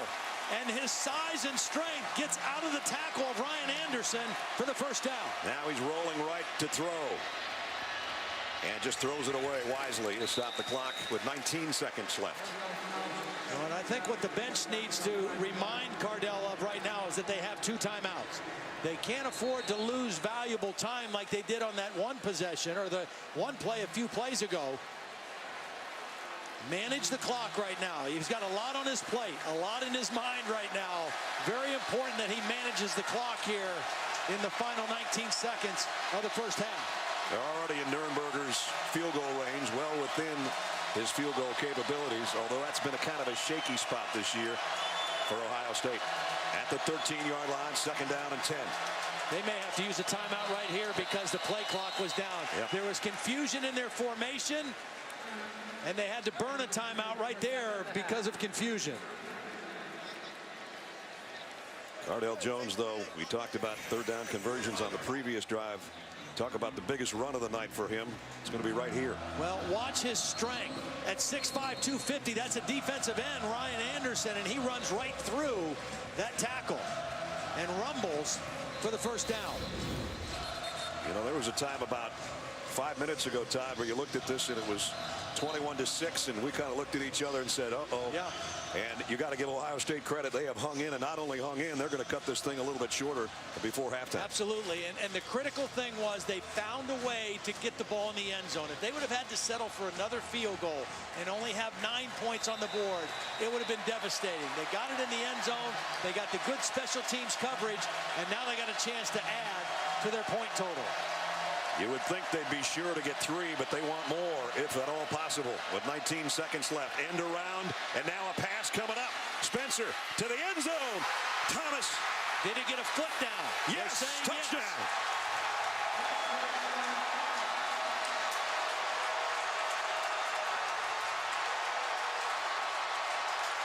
Boy, did they ever do it with style, huh? Well, Cyrus Jones is in perfect position.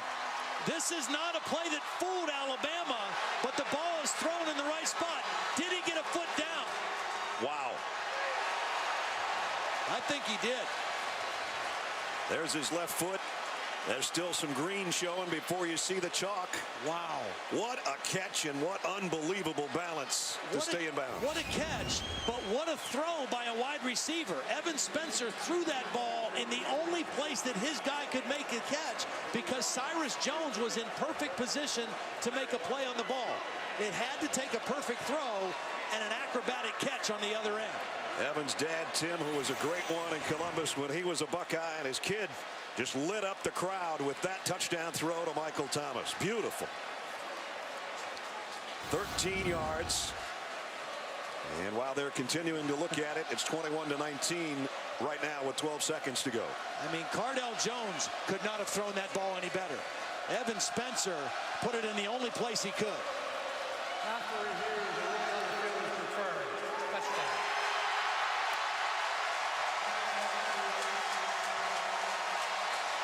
Now this game has swung in the other direction.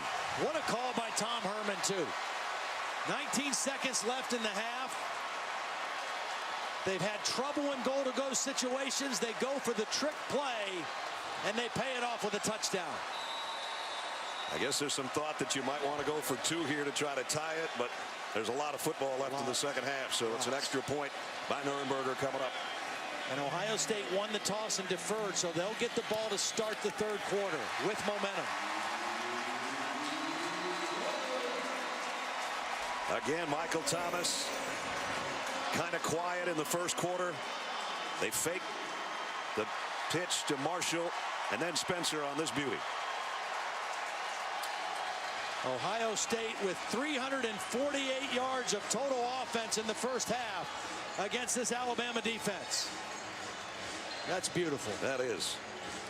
14 unanswered points in the last 2 minutes and 43 seconds.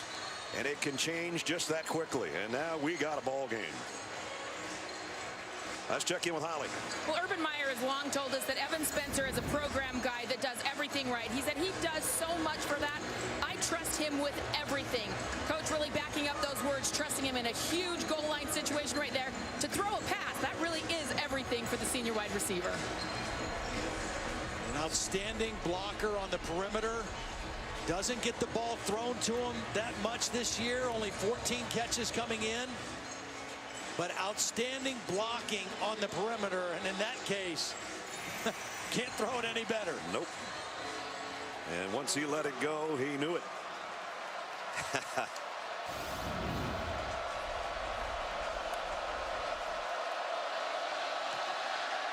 Kick high and short. Jones runs up on it at about the 17, and he'll get out to the 29, maybe the 30. But just 6 seconds remaining now. I would expect Alabama to just take a knee here. Check out the balance of yardage here. Ohio State way bigger in the total yardage category, but Alabama still bigger on the scoreboard. But remember, 14 of those points came off turnovers. Right. And the field position up until the last couple possessions was really in Alabama's favor. They had short fields to work with because of the turnovers. Ohio State started taking care of the ball. They started covering kicks, flipped the field, and made this a close football game. A 1-point football game at halftime. Great surge by Urban Meyer's Buckeyes in the final minutes of the second quarter.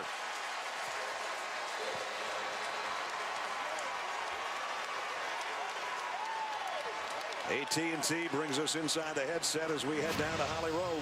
Well, Coach Saban, what do you have to change to account for Cardale Jones, their quarterback, as a runner? Well, I'm not worried about the runner. I'm worried about third down. I mean, they've converted every third down except maybe one. And, you know, we had them 3 3rd and 10s, and they still converted each one. And we're not executing on defense. We're making a lot of mental errors and letting people go and not covering people properly. So we just got to finish. We had to do a better job in pass rush lane so he doesn't scramble. So, you know, it's just how we're executing. All right. Thank you, Coach. Thank you. Now 70% for Ohio State on their third down conversions, as they're only down 1 point at halftime. Coming up on the Buick halftime report, John and Mayday and Lou and Tim Tebow will all be along with you with first half analysis, update on Oregon, and a lot more. We're at halftime of a great All-State Sugar Bowl. 1 point Alabama lead.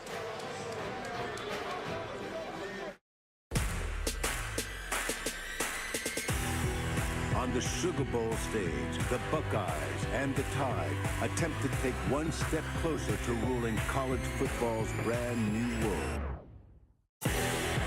It's big Derrick Henry rumbling down the sideline. Touchdown.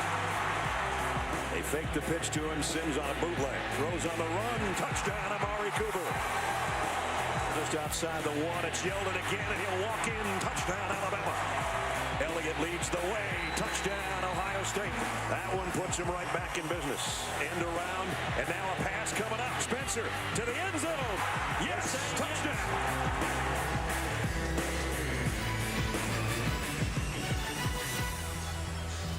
And we welcome you back to New Orleans and the All-State Sugar Bowl, the 81st edition of this classic, and it has been one. Inside the Mercedes-Benz Superdome, halftime, 21-20, Alabama by a point. Ohio State had touchdown drives of 71 and 77 yards in the first half. They had two other drives of over 70 yards that ended in field goals. They had a couple turnovers. Partner, we got a good one going on right now. Yeah, and this game was teetering in the balance for Ohio State at 21-6. They settled down. They righted the ship. They started making some things happen. They ran 20 more plays than Alabama did in that first half. And right now we have a heck of a ball game. Well, and Nick Saban told Holly, I think they converted every third down. They didn't, but they did go 7 out of 10, and that's more first downs given up in a half by Alabama than anybody all year long against them. More big plays, too, in that first half than Alabama was able to generate. And Curtis Samuel will take a knee as we check in with Holly. Well, Urban Meyer said it's a pretty obvious conversation. Don't turn the ball over. He said we can talk about the red zone and doing better in the red zone all day long. But the bottom line is don't turn the ball over. He thought his quarterback, Cardale Jones, really settled down later in that second quarter. He said that's what we need. We need to get that momentum back and just play calm and settled. And let's see how he does with the opening possession of the third quarter. Mentioned big plays, impact plays, runs of 10 yards or more, passes of 20 yards or more. Ohio State had 12 impact plays in the first half. Alabama only 2. Jacoby Bourne, by the way, the tough guy, is back in at center. He's not going to miss this one. Jones, quick play fake and a slant complete for a first down. So his first pass of the third quarter is good for 11 to Michael Thomas, who made that sensational catch in the corner of the end zone before halftime. Nice job getting off tight coverage. Pass was a little bit behind him, but a nice job by Michael Thomas reaching back to make the grab. First down at the 36. Empty backfield for Cardale Jones. The throw, Thomas again from the other side this time. Short of a first down, but a good throw and catch. Cyrus Jones made the tackle. See, throwing on early downs against Alabama is very smart because as big and physical as their defensive line is, they're not great pass rushers on early rundowns. Right out of the gate here in the second half, first 2 plays, Cardale Jones throwing the football. Those tree stumps that Urban Meyer talked about, not great pass rushers. They're stout against the run, though. And here they're not. Elliot across midfield with a first down. And Bourne got all tangled up with Trey DePriest, the middle linebacker.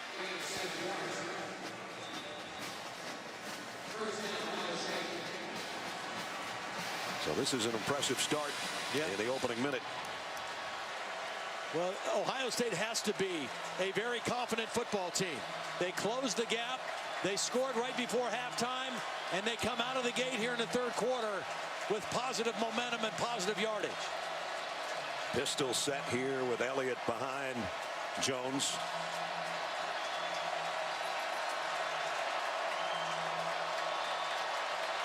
Play clock down to 3. Blitz. Here's the deep cross. And a deep ball. And Smith in and out of his hands. Cyrus Jones was covering. Well, Cardale Jones looks very confident. He's standing strong in the pocket. They run 2 guys off. You have the deep cross. Evan Spencer coming underneath. Not a bad chance going down the field against single coverage. Not able to make the connection, but they also had the crossing route with Evan Spencer coming underneath that.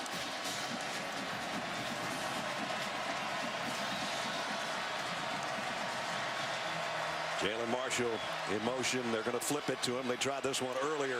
Whoa! And what a hit by Ragland. And that's about the second or third time that he's been hit.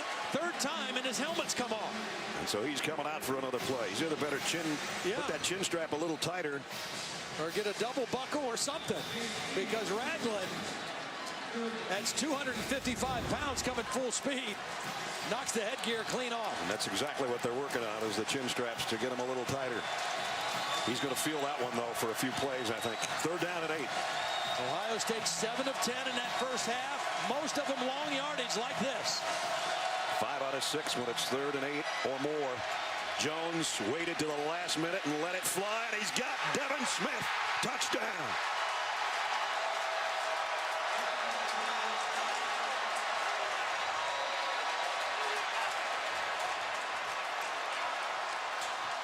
Got a flag down.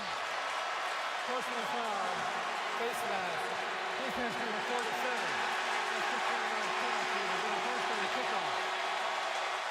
And the Buckeyes have the lead.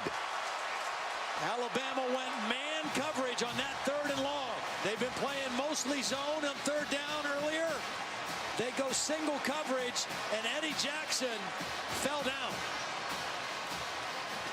And Devin Smith does what he does his whole career. Catch long passes for touchdowns. That's his 30th. We mentioned those touchdown grabs average almost 38 yards. That one went 47. Nurnberger for the point after. And the Buckeyes are shocking everybody right now. 27-21. 3rd down and long. Cardale Jones has hurt them scrambling. Alabama goes man coverage.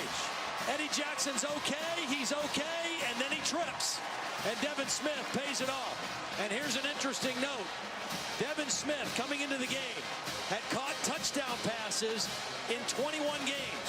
Ohio State, 21-0 in those games. There's the face mask at the end of the play. That will be assessed on the kickoff. Let's check in with Holly. Well, Devin Smith is a unique athlete. He has that skill to catch those long passes. He thinks because he is a world-class long jumper, or high jumper, excuse me. He was 2nd in the Big Ten in the outdoor with the high jump. He said he has got this kinesthetic awareness of his body. He knows how to control his body in difficult situations. He said also my hand-eye coordination is exceptional. He watches a ton of film on himself in those long ball situations on how to do it better, and he has made it an art, guys. He said I wanted people to know there's a number 9 in this game. It's not just Amari Cooper. My name is Devin Smith. Not only that, he's fast, and he high jumped 7 feet and a quarter in what Holly said, and finishing 2nd in the Big Ten. Actually jumped 7-1 as a high school senior. And he has lit up the crowd here, the Ohio State portion of the crowd anyway, as they're leading by 6 now. 21 unanswered points in the last 5 minutes and 11 seconds of clock time. And again, now the kick will come from the 50. And just kind of pooch it up high. Taken out the 11 by Jones, and he didn't even get to the 20. Well, the inaugural college football playoff national championship presented by AT&T comes your way January 12th on ESPN. We know who one of the teams is, the Ducks of Oregon. We'll find out the other half with 2 more quarters to go here, either Alabama or Ohio State. And then we hope you join us Monday, January 12th, 8:30 Eastern on ESPN. That guy would be going for a 5th national championship. Went up by 14 or more. And they were up 15, 78-2. But right now in the short end by 6. Here's an I backfield for one of the first times tonight with Jalston Fowler, the fullback. They fake it to Yeldon, and Sims in trouble. Scrambles out of trouble. 1st down and a bunch more. And the ball came out at the end, but I think he's down. He is. At around the 39-yard line. Well, we've seen Cardale Jones do this for Ohio State. Blake Sims, 1st down pass. Protection breaks down. He goes right up the middle. Picks up a block from T.J. Yeldon. And a big gain. Ohio State just barely got set defensively. Alabama's ready to go, and Yeldon takes it around the corner out to the 45-yard line. Well, this could have been a disaster. Yep. Ohio State had guys about 6 yards away from the line of scrimmage, and Alabama was getting ready to snap it. One of the changes for this Alabama offense that Lane Kiffin brought, part of it was when he was the head coach at USC, going against Oregon, up-tempo, no huddle. Nick Saban wanted to do it. Lane Kiffin decided to do it, and it's paid dividends. Sims is leveled. by Lee. Never had a chance to get rid of that football. This is an inspired group on both sides of the ball right now for the Buckeyes. Well, T.J. Yeldon is going to get tangled up with Austin Shepard. The tackle in the back, they both ended up on Bosa, and nobody picked up the extra guy. He should have been blocked by one of those two guys, probably T.J. Yeldon. The last thing Alabama wanted to do to start the third quarter was give up a touchdown to the Buckeyes and then have a situation like this, 3rd down and 8. Sims flustered again, down again. This time it's Michael Bennett.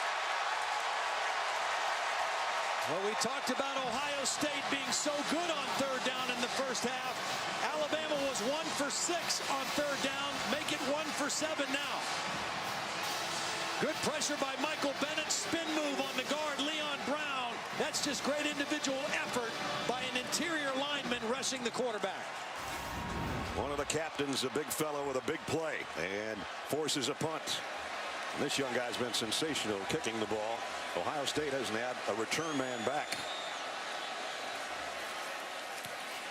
So he's kicking it to nobody. And it's going to take a great roll. Wow. Well, that flipped the field in a hurry, all the way down to the 5-yard line. I mean, even if you're going for a punt block, you have one guy back. I don't know what the deal was there, but they've gotten Ohio State pinned in their own territory with a 65-yard punt.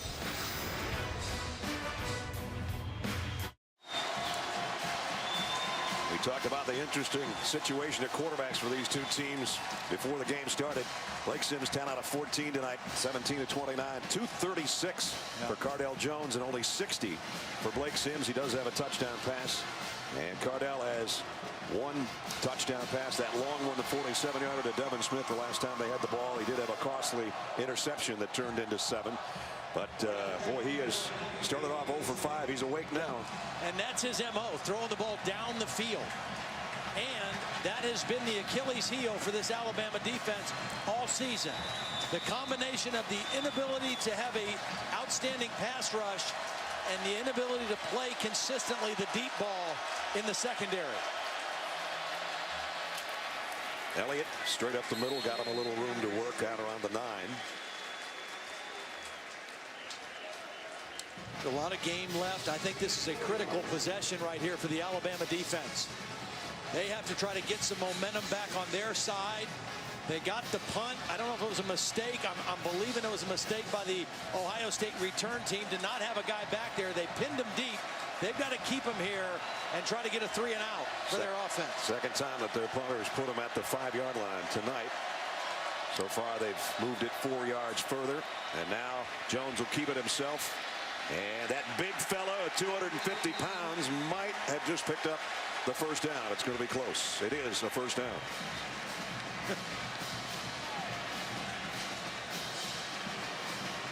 You know, he's not a whole lot smaller than the guy he ran right behind, the center, Jacoby Boyd. I mean, he's almost as big as Jacoby. He's definitely taller than him. Yep. That's a load running up through there. That was a big-time run to get it out to a first down.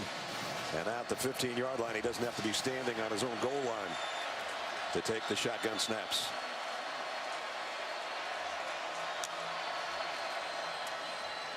Back to Elliot. And Ezekiel across the 20 to the 22. Holland. Well, Landon Collins had gone to the locker room before the half. He did come out and play in one series, but then he left early again, running to the locker room with the athletic trainer, Jeff Allen. He has come back out with a new wrap on that right shoulder. He is playing now, guys, but he is their most physical safety for Alabama, maybe their most important guy on defense. How does that shoulder affect his ability to get up there and hit guys? Oh, for sure. There's Devin Smith right here. Again, the deep threat guy in the slot. Difficult to cover him when he's in the slot. Second down and 3. Play fake, quick throw. Intercepted. No, not quite. Cyrus Jones, boy, he jumped that route, and I thought he had another one, and he might have been off to the races to the end zone, but he couldn't hold it. Yeah, they were dialed in on this one. Cyrus Jones looking at the quarterback the whole way. Slips inside the block. That would have been huge. Wow. Now it's 3rd down and 3. Shortest 3rd down they've had tonight, though. And they picked up 8 of their 11.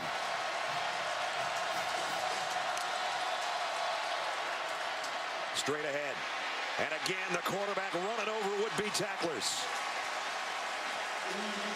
They haven't called very many design quarterback runs because of their lack of depth at quarterback. But when they've called it, Cardale has responded. He scrambled on his own a few times. That was a design quarterback run to pick up a huge first down. Of course, when Braxton Miller was quarterback, he was almost one of the best running backs in the Big Ten. J.T. Barrett, a shifty runner. And then the power of 12 gauge. Jones throws complete. Spencer. And he's out across the 40. Of course, Evan Spencer, if you missed it, had one of the huge plays in this game. An end-around pass. The first pass he's thrown in his life as a collegiate player was for a touchdown. It's just interesting for me to watch Cardale Jones right now because the more this game goes on, the more comfortable and confident he looks. He's not afraid to hang in there, is he? Nope. He's made some throws with some company with him in the backfield. This run's going to be stopped short on the first down. It'll bring up 3rd down and a long yard as Ezekiel Elliot getting helped up there, but got it to the 42.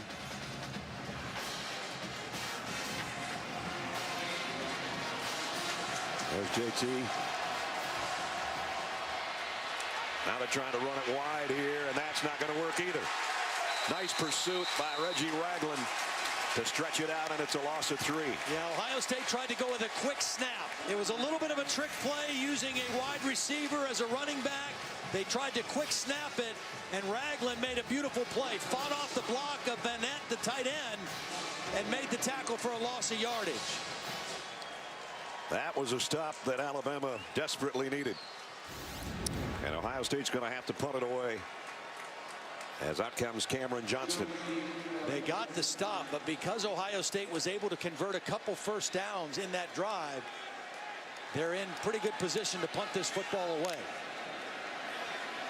Christian Jones waits back around the 15. And the rugby-style punt. End over end. Jones is just going to get out of the way and hope it makes it to the end zone. But I don't think it did. It's at the 1-foot line, and it's Devin Smith.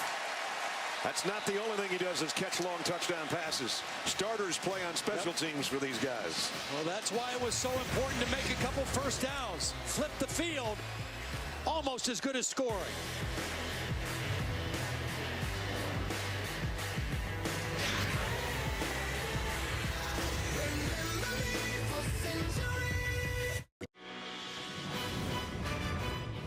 The 2015 All-State Sugar Bowl is brought to you by AT&T, presenting sponsor of the College Football Playoff National Championship game. The Quicksilver card from Capital One. Earn unlimited 1.5% cash back every purchase, every day. And Honda, start something special. Alabama deep in its own territory thanks to Devin Smith downing that punt at the 1-yard line. Ohio State a 6-point lead. And Bama at the 1. They've started some drives inside their own 10 several times this year. They do have 3 touchdowns, but they've got a couple of turnovers as well. They've got a long ways to go to try to get the lead back here. I wouldn't be surprised if they throw it on this first down play, even though they're inside the 1. P.J. Yeldon is behind Blake Sims. They'll hand it to him, and he's cut down after a pickup of 1. Aaron Lee again. Boys made a lot of tackles, it seems, tonight, or some big plays. The redshirt freshman linebacker. Alabama 2 possessions here to start the second half. First one started on their own 19, and this one inside the 1. Amari Cooper's been kind of quiet the last few possessions for Alabama. Sims about 3 yards deep in his own end zone to take the snap, and they're going to keep it on the ground, and Yeldon broke it out there for what looks like a first down. He looked quick on that play, too. Yeah, he did. Been bothered by a hamstring. They thought he would be 100% by now. Did not start the game, but he looked awful quick bursting through the hole on that one. How about that block by Jalston Fowler that gave him the room to get out to the 12-yard line? Great look at it from above. Fowler's a very important key to this offense. Voted one of the captains. Senior out of Mobile. That's Derrick Henry back in at the tailback spot, and he'll get the toss. With Fowler in front of him. Derrick Henry down the sideline. Big run by the big fella who has a touchdown tonight. And that time he picks up 21. Well, they outflanked him. They brought the tight end, O.J. Howard, in motion. He got a block. They pulled the tackle, Cam Robinson. And then, as you mentioned, Fowler out there leading it. They got on the edge. They outflanked the Ohio State defense. And Derrick Henry, with that speed, got a big gain out of it. All the way to the 33. So a drive that started at about their own 2-foot line has them a first down at the 33-yard line. That's Fowler in motion again. They fake the toss and a throwback to Fowler. Head-on collision there after a 4-yard pickup. Pretty nice play by Blake Sims. It didn't gain a lot of yards, but when you run a bootleg like that, you got to get your head and eyes around right away in case there's somebody still there. Ohio State played it very disciplined, and he did a nice job, Blake Sims, of getting his eyes around and completing the pass. And Fowler now comes out as a wide receiver. To the bottom of your screen, they'll give it to Henry, and he's going to lose a yard, maybe 2. Bennett in Washington in on the stop.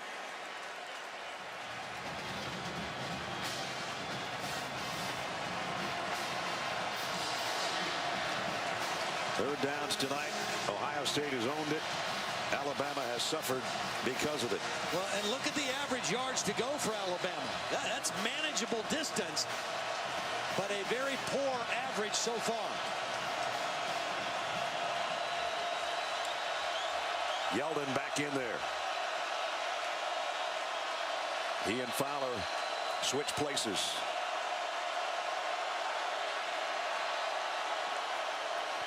Sims, quick throw, intercepted. Picked off by Steve Miller. Miller. Defensive lineman dream. Touchdown.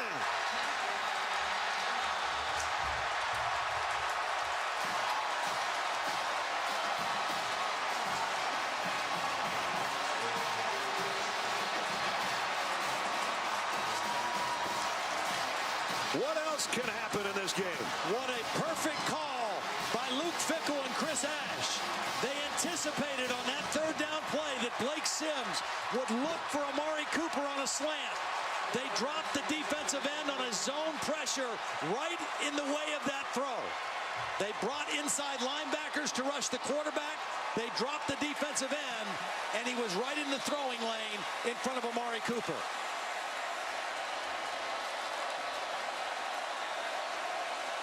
Nurnberger's extra point. Up and good. 3:21 remaining, third quarter. I noticed a sign earlier that said the Steve Miller Band was playing in the Superdome later on this month. Steve Miller Band just struck here from the defensive line of Ohio State. The big guy with the pick. And 41 yards later, Ohio State another touchdown.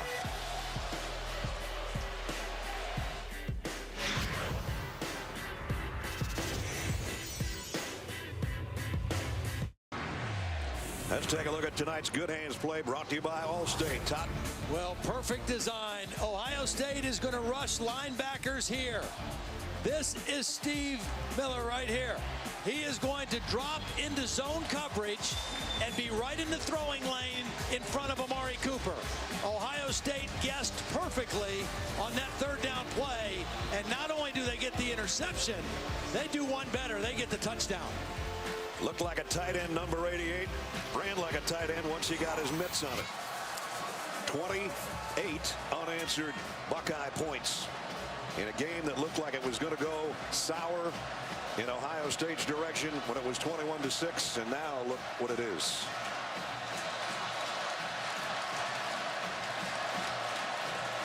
And now the pressure's on the number 1 team, the Crimson Tide of Alabama.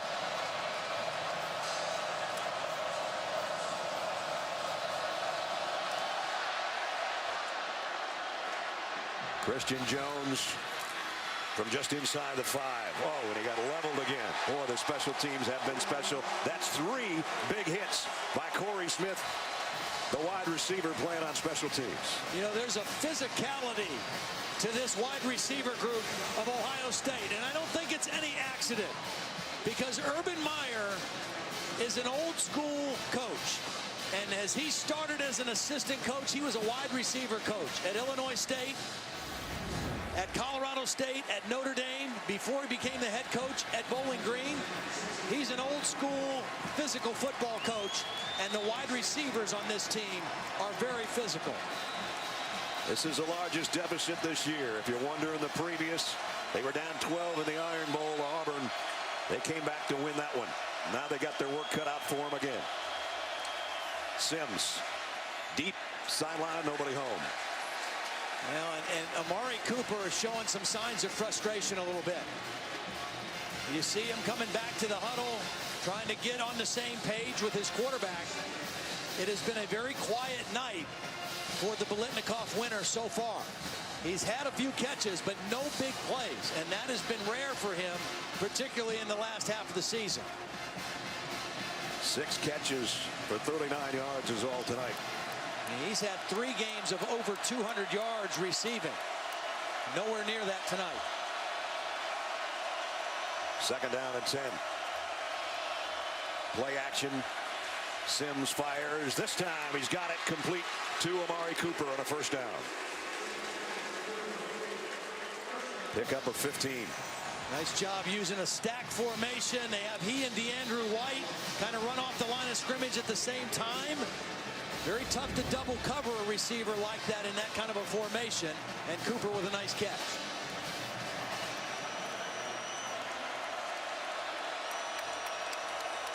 Everybody has a look over to the Alabama sideline. Ironically, you mentioned that Auburn comeback. It was after Blake Sims' 3rd interception in the game that things turned around. Sidearms this one, middle screen, Derrick Henry. Henry broke a couple of tackles. Derrick Henry trying to outrace everybody all the way to the 15-yard line.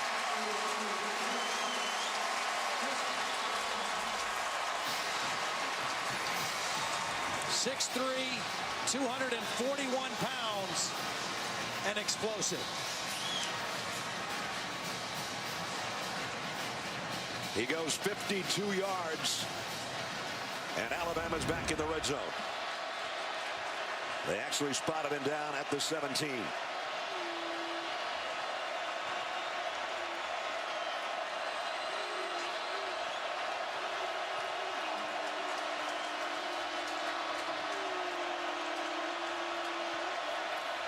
TJ Yeldon trying to cut back, looking for a block from his quarterback, and a stiff arm as he goes out at the 10. Quite a response right now by Alabama and Blake Sims.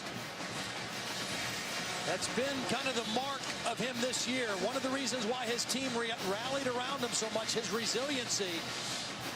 And this team showing some resiliency on this drive, trying to get back in the ballgame. Voted the most inspirational player on the team for Alabama. He's inspiring things right now. Yeldon, 1st and goal for the Tide at the 5. Big Leon Brown, the right guard, with a nice lead block on that play. They need another touchdown in the red zone here to tighten this game back up. 1st and goal.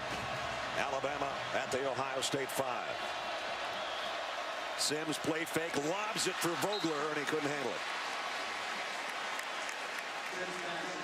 A little too far out in front of his tight end.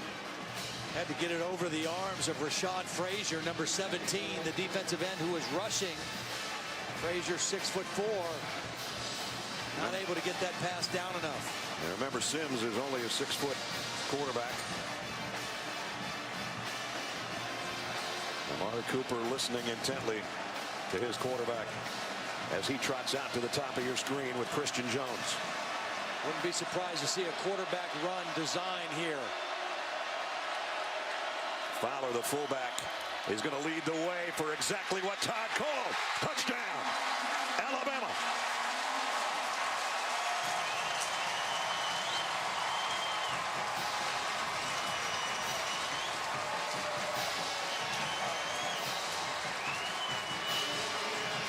Two great blocks here. Kawanjo, the left guard. Jalston Fowler, who we've seen doing a great job as a lead blocker.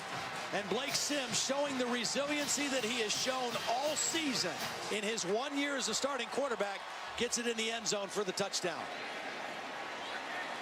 Adam Griffith, point after good. Just over a minute remaining in the third quarter. This thing is really getting interesting. Blake Sims waited his time at Alabama to be the starting quarterback. He's just cut it to 34-28.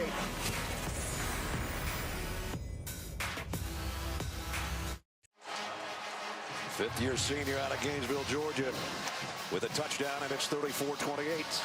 Nice execution on the touchdown run. Couple key blocks. Austin Shepard's going to get a block on the linebacker, McMillan. And then you're going to see the guard, Kawanjo, and the fullback both hit Rashad Frazier. He's not going to know what hit him because he gets double teamed here. First it's Kawanjo, then it's Fowler.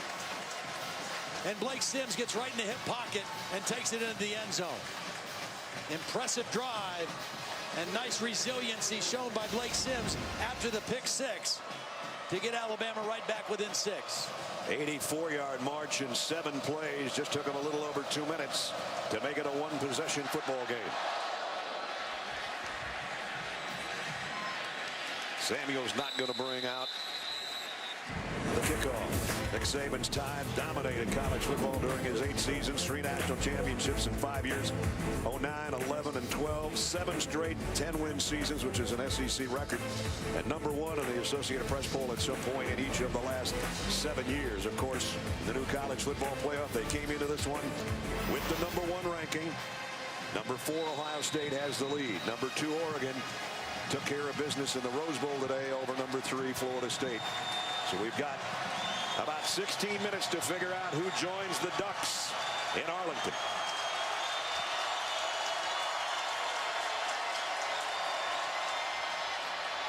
Quarterback run all the way for Jones. Picks up 5. I think the reason that Ohio State is doing this, even though they take the risk of getting their quarterback hit, I think Alabama came into the game not expecting many quarterback runs because of the depth issue. They knew if J.T. Barrett was there, that was a big part of Ohio State's offense. And Ohio State is recognizing that and calling Cardale's number more as a design run. Second down and 5 from the 30. Here comes a blitz off the corner. Elliot takes it the other way and got a couple before he ran into trouble from Trey DePriest and Reggie Ragland, the 2 linebackers. That might be the end of 3 here. Final 10 seconds. And what is a thrilling 81st edition of the All-State Sugar Bowl. 1 quarter to go. Both teams are going to hold up those 4 fingers. Who will be holding up the fingers at the end of the game? Stick around with us. We'll find out together.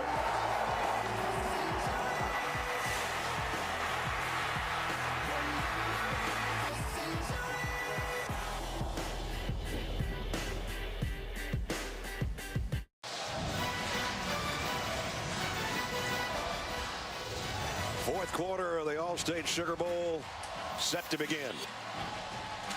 With Todd Blackledge and Holly Rowe, I'm Brad Nessler, and this has been everything we hoped for and then some. Final quarter, 34-28.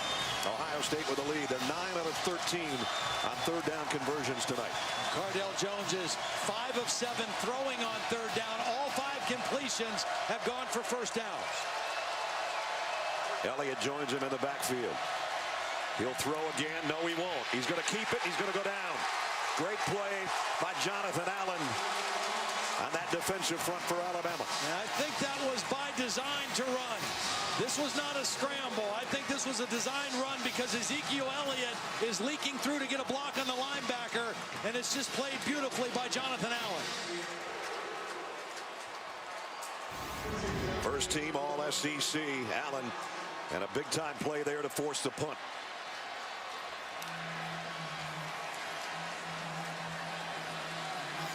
Johnston's last punt traveled 60 yards. That was with the roll. This one end over end. Fair catch taken around the 26-yard line by Christian Jones. Blake Sims has led the Crimson Tide at 3 come-from-behind wins this year. October 11th at Arkansas, they're down 13-7 in the fourth quarter. He hooked up with DeAndrew White, a 6-yard score, gave Alabama the lead in the win. November 8th at LSU, Alabama game-time drive at the end of regulation. He hit DeAndrew White in overtime for that win. And then we mentioned this one earlier. They were down 36-27 late in the third before he led the Tide to 28 unanswered points to come back and beat Auburn 55-44. And again, that Auburn game, he threw his third interception the first possession of the third quarter. Auburn scored to go up by 12, and after that he settled down and led his team back. Similar situation here tonight. Derrick Henry straight up the gut for about 7. Boy, at some point when you're a defensive player, you got to get sick of looking at number 27.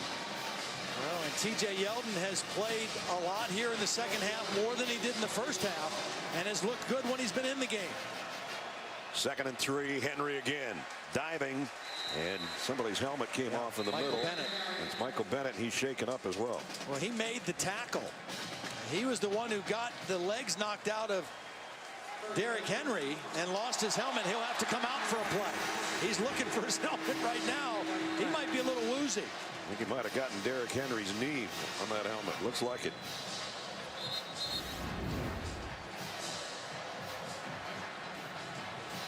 He's had a heck of a ball game. Sure has. You know, he has played well down the stretch in the Big Ten championship game. 4 tackles for loss. He forced 2 fumbles.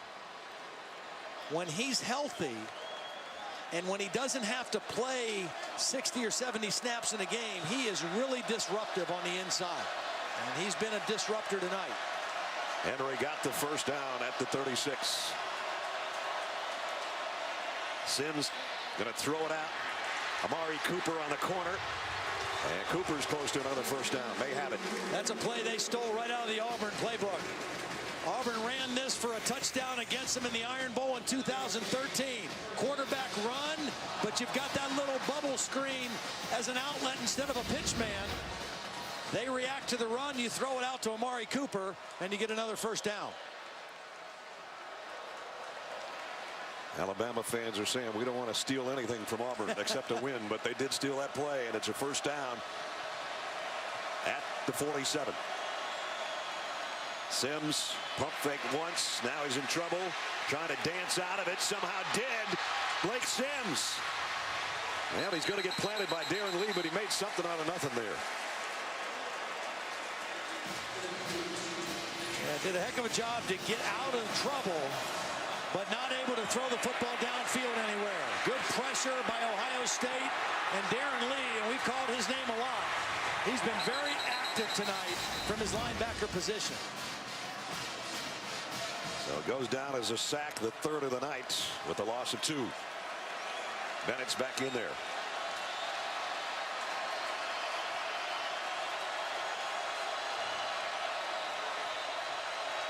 Sims under center. Blitz coming. He fakes it to Henry and rifles it far side, and it's incomplete, well short of Amari Cooper, who was covered by Eli Apple. It's a long throw for Blake Sims from the left hash, throwing a deep comeback route to the right sideline. He had been great on 3rd downs, leading the country this year. That's not the case tonight. Not only that, it's the longest 3rd down of the night for the Tide. Right now, if you're Blake Sims, don't take any unnecessary risks. There's a lot of time left. You're 1 score down. You can flip the field if you have to punt. Don't force a bad play. Middle screen to Henry, and he's going to be dropped by Curtis Grant, the senior middle linebacker and one of the captains. Nice play by Grant.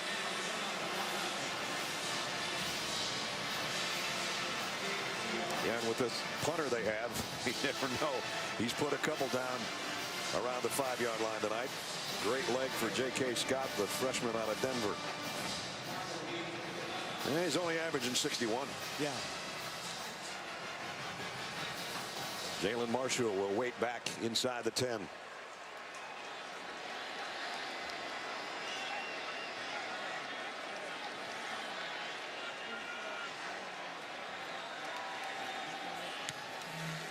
And again, kicks it way into the lights here of the Superdome and almost mishandled. That would have been a disaster. Jalen Marshall gets his hands out there and snatches it right around the 8-yard line. 11:17 remaining in the fourth quarter. Great game going on here in New Orleans.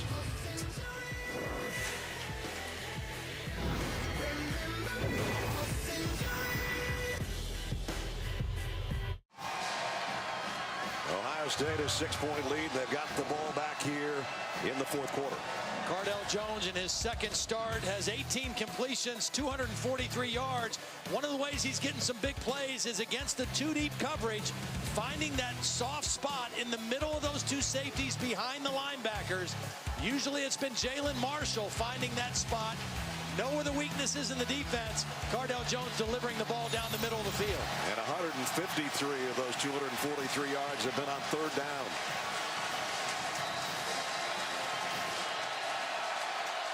Third time they've had to start inside their own 10-yard line because of the punting of J.K. Scott. And he's hit. Jones down at the 4. DJ Petway got him from behind. Xavier Dixon was coming in front of him. He did not feel Petway coming from behind. And for one of the rare times on a first down play, an outstanding pass rush by Alabama. And luckily for Cardale, he held on to the football. That's why it was so important to not make a bad play by Blake Sims. Punt the ball, put Ohio State in some duress deep in their own territory. Elliot only to about the 5. Trey to Priest in the middle of that pile, along with Ragland. Ragland's a little shaken up at the end of that tackle. He's had a heck of a ball game. Since he became a starter this year, he has really taken off. Junior out of Madison, Alabama. Todd mentioned the size of the linebackers. Ragland 254, DePriest 250, and Duvall 254. Well, the problem right now is that Duvall is not 100%. Dylan Lee, another backup linebacker, is not 100%. There you see, just kind of led with the head and gets up very woozily at the end of that play. Reuben Foster is another inside linebacker who will probably be in this situation. And they're taking Reggie to the locker room.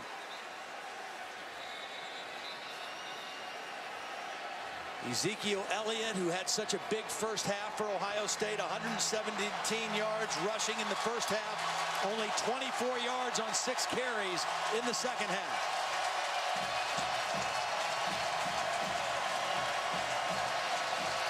Third down and a bunch. Jones standing on his own goal line. Into the end zone to throw. Gonna go deep. Left side. Out there and broken up by Cyrus Jones on a pass intended for Devin Smith.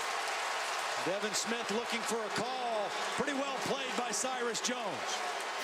I mean, that is living on an island if you're a cornerback. Man coverage, the wide side of the field, it's just you and him. And you know what a deep threat he is. And Cyrus Jones able to make a play on the football. Little hand fighting going on between both of them. And now it's going to be a punting situation for Ohio State. And their punter is standing almost on his end line. As you look behind Cameron Johnston. This should be great field position for Alabama regardless of how he hits this one. Christian Jones, flags fly. He didn't get the playoff. Now he's really going to have a cramped situation back there.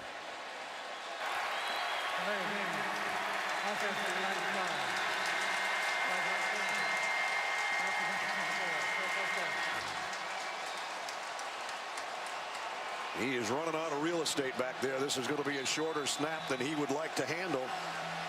I don't know if Alabama might try to come with the pressure up the middle or not. I don't think you need to. You're going to get great field position no matter what Christian Jones does on this end. I think and they another moved. flag's down. I think Ohio State moved again. He's going to be playing quarterback under center to kick this thing pretty soon.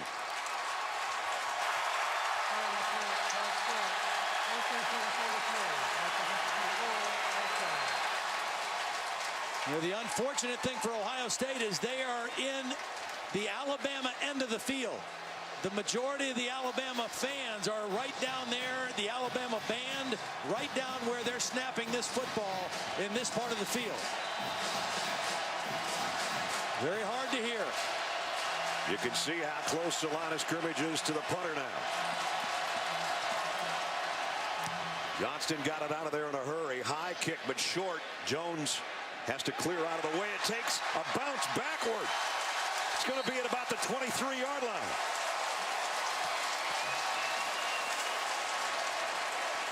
A 21-yard punt. Sometimes that's the part of that rugby style kicking that comes back and get you. That ball, you want it to spin back if you're kicking down towards the end zone, but you don't want it to spin back at midfield. An unfortunate bounce for Ohio State. So here's the opportunity for Alabama at the Buckeye 23-yard line, trailing by 6 and almost to the red zone already without taking a snap.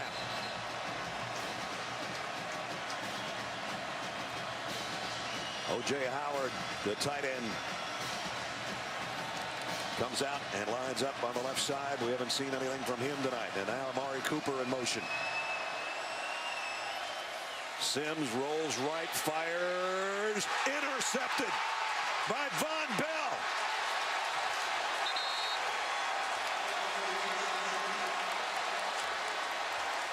A wasted opportunity again for Alabama. Well, Alabama tried to do a little bit of a trick play. They ran people on late. They sent Amari Cooper out wide late, and they tried to get it to O.J. Howard. Von Bell was not fooled at all and is there to slip in and make the interception. Huge play for the Buckeyes.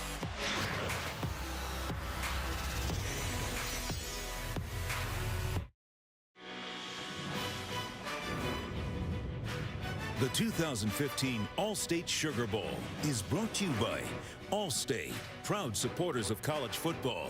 Are you in good hands? The Lincoln Motor Company and the first ever NKC. And Taco Bell, bringing you the first ever student section at the college football playoff. Live Mas. Ohio State's got the ball back courtesy of Von Bell's 6th interception of the year.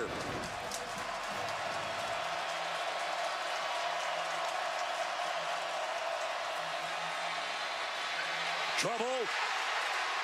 Jones got out of it, or it would have been a safety. Still a loss of 4 with the sack. Second time, Cardale Jones very close to a safety. If it weren't for his size and strength, he probably wouldn't have gotten this one out of the end zone, but he fights forward out of the end zone to avoid the 2 points for Alabama. Jerron Reed with the pressure from the inside. Now he finds himself in his own end zone again to take the snap. On 2nd and 14, throws low. Was it caught? No, it bounced. Intended for Evan Spencer. The other thing you have to be careful of, there hasn't been a holding call on Ohio State, but when you're throwing from this part of the field and your quarterback is in the end zone, you don't want to get a holding penalty resulting in a safety either. 3rd down and 14. There's his 3rd down passing that we talked about. But this is a big one here. Gonna roll to throw. That one's caught, but it's well short of the 1st down. I don't think that one was caught either. I guess not. So Ohio State's right back in the situation they were earlier, having to punt with the line of scrimmage inside the 10. That's 3 straight 3-and-outs for the Buckeyes offense.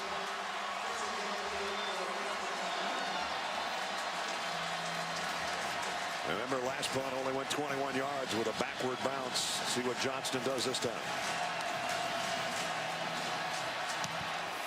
Oh, they hit him. There's a flag. Oh, boy.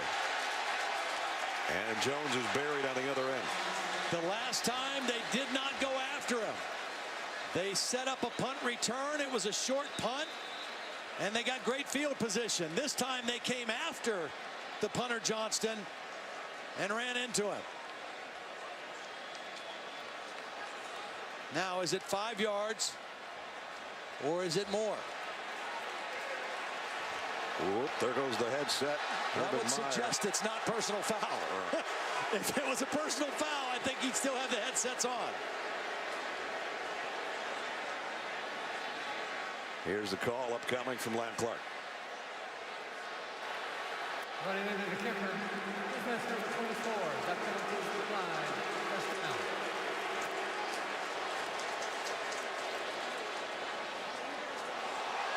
So the line of scrimmage will be the 45-yard line with 8:46 remaining in the football game, and Alabama trailing by 6.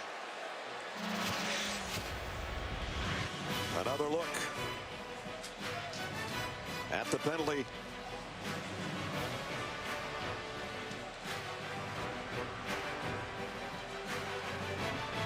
And Urban Meyer's reaction.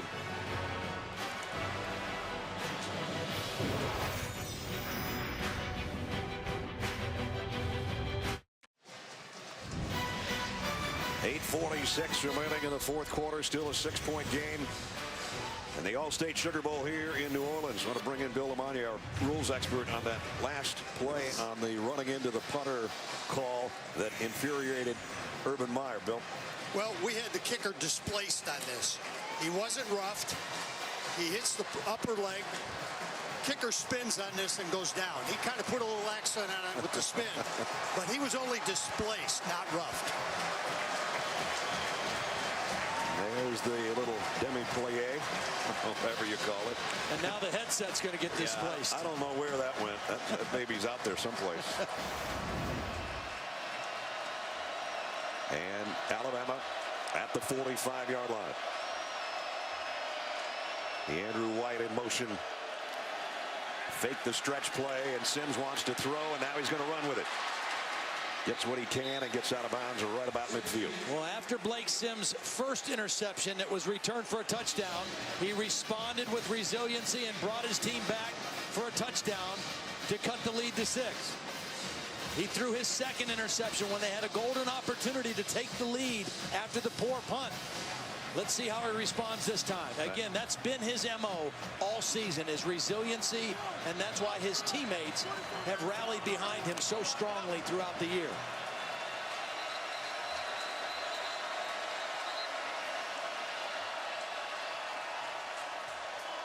Play clock down to 5 right now. Alabama might have to burn a timeout.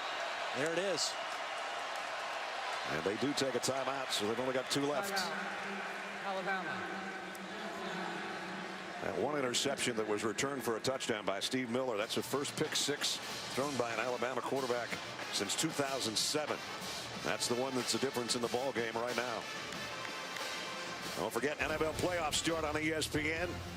The Panthers, NFC South champions, led by Cam Newton against Larry Fitzgerald and the Arizona Cardinals, who are trying to piece it together with their third quarterback. NFL playoffs wild card round Saturday, 4:20 Eastern on ESPN. There's the difference in the ball game. Yep. Defensive lineman interception return for a touchdown. Fellow Canton, Ohio native, played at Canton McKinley for the Bulldogs.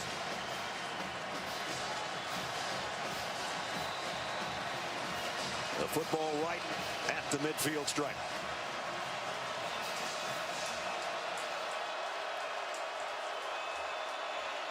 Derrick Henry got a first down inside the 45. I think Alabama will go back to being very fundamental here. Try a little smash mouth football, some play action off of that. The last interception Blake Sims threw, they were trying to go a little bit tricky and fool the Ohio State defense, and it backfired on him. It didn't fool Von Bell, and they ended up throwing the interception at the 1-yard line. Derrick Henry now closing in on that 100-yard mark as well. Ezekiel, Elliot all well over that for Ohio State. Here's Henry and a nice cutback. Got close to the 41.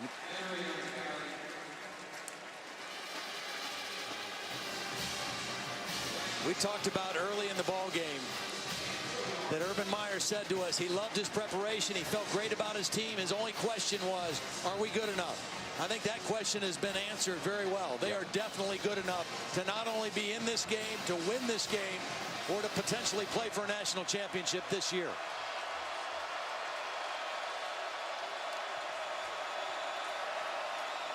Straight drop by Sims on 2nd and 7. Pressure coming from Bosa. He runs away from him, but only got to the 40-yard line. Nice job on Amari Cooper. They had Eli Apple in coverage with a safety, Von Bell over the top. Well, 4 straight runs, but you got to think that they're going to have to put one in the air here on the season. 3rd in the FBS tonight, 1 for 9. 3rd down and 6.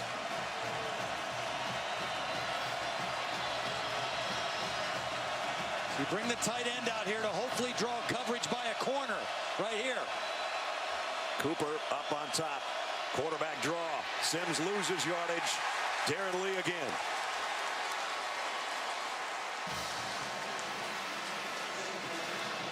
Darren Lee has played a heck of a ball game. He's coming on the blitz. He reads it, and he falls back in to make the tackle on the run. Read quarterback run immediately and made the nice play. Well, it's 4th down, but the good news is if you're an Alabama fan, number 15 has dropped 3 inside the 10 tonight, including 2 at the 5.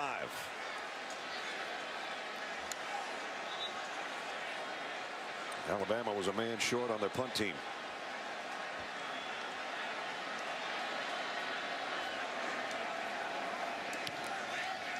Scott, high kick again, bounces down inside the 5 again.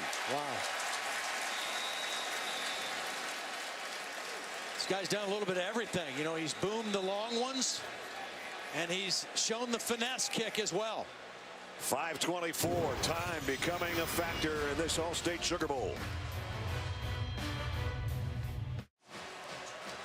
Capital One Bowl Mania continues tomorrow. Number 11 Kansas State of the Big 12 takes on Pac-12 UCLA. Number 14 in the Valero Alamo Bowl. It's 6:45 Eastern. And then the Huskies and the Cowboys get together in the Ticket City Cactus Bowl at 10:15 tomorrow night.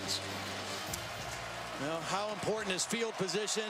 Ohio State's last 3 possessions, they've started at their own 9, 8, and 5.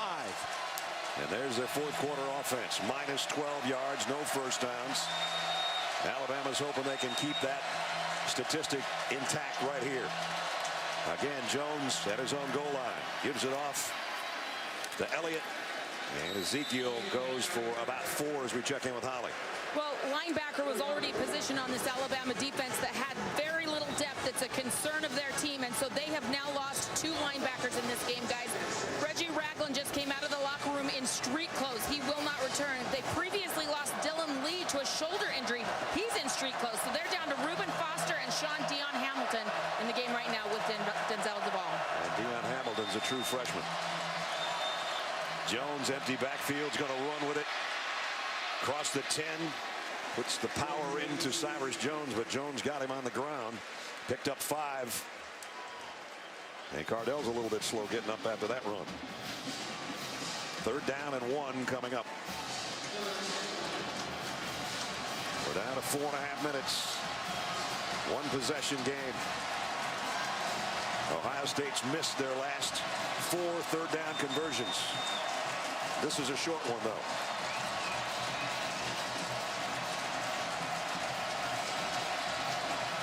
I'm not sure I wouldn't run him again. I'm not so sure I wouldn't give it to 15.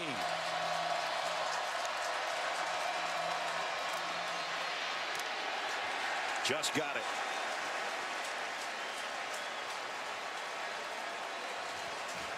And Landon Collins shaken up again. Remember, playing with a bad right shoulder or upper arm, whatever.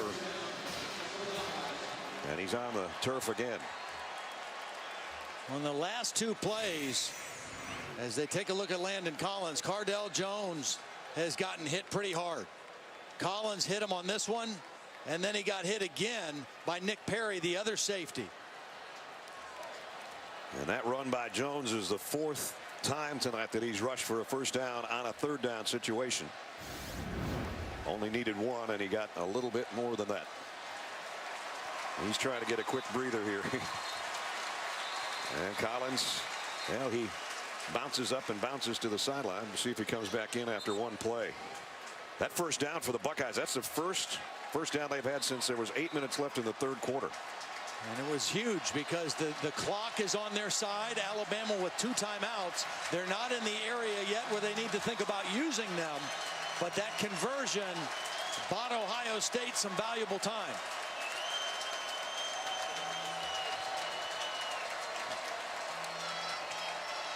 Right now, Ohio State using as much of the clock as they can. The clock restarted after the injured player, Landon Collins, was taken off. They can run about 20 seconds off the clock here. Ezekiel Elliot, and he's got an opening. Elliot off to the races. Can they catch him? No, they can't. Touchdown.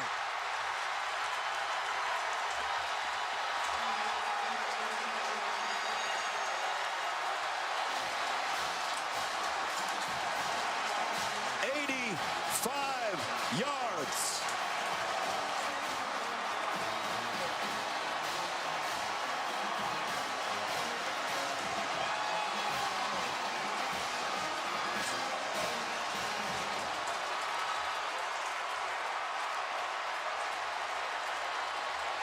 The longest play from scrimmage allowed by Alabama this year.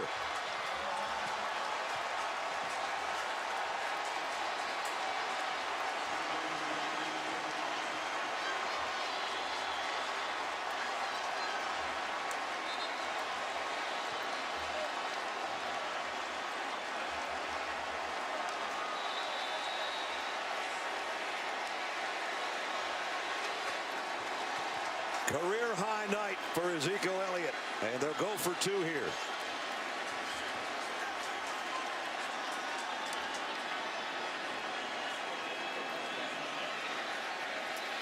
And it's good to Thomas, and it's a 2-touchdown lead.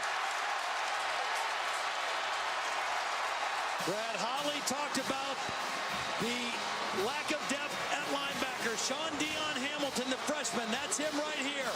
Evan Spencer, we've already said he's a thumper as a blocker at the wide receiver. Watch the block he gets on the freshman linebacker. Key block in the play. Ezekiel Elliott gets behind that block. Billy Price gets a block on the safety, Nick Perry, and then the speed of Ezekiel Elliott does the rest. Evan Spencer has thrown a touchdown, and he just threw the block that may have secured the Sugar Bowl for Ohio State. The last 2 games for this young man, 40 carries, 450 yards, a career high of 230 right now.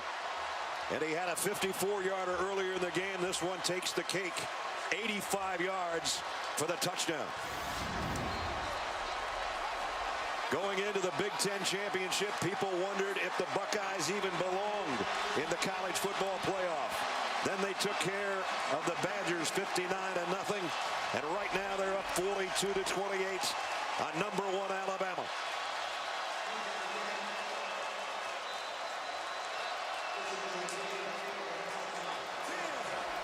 Let's go, baby.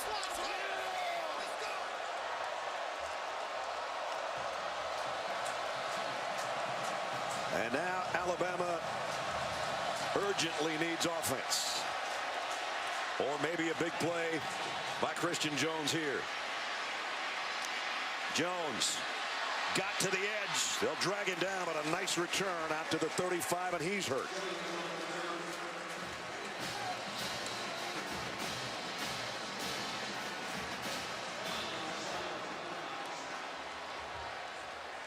He almost got the seam he needed and then run down from behind, and it's his lower right leg. And you can see that right ankle already heavily taped.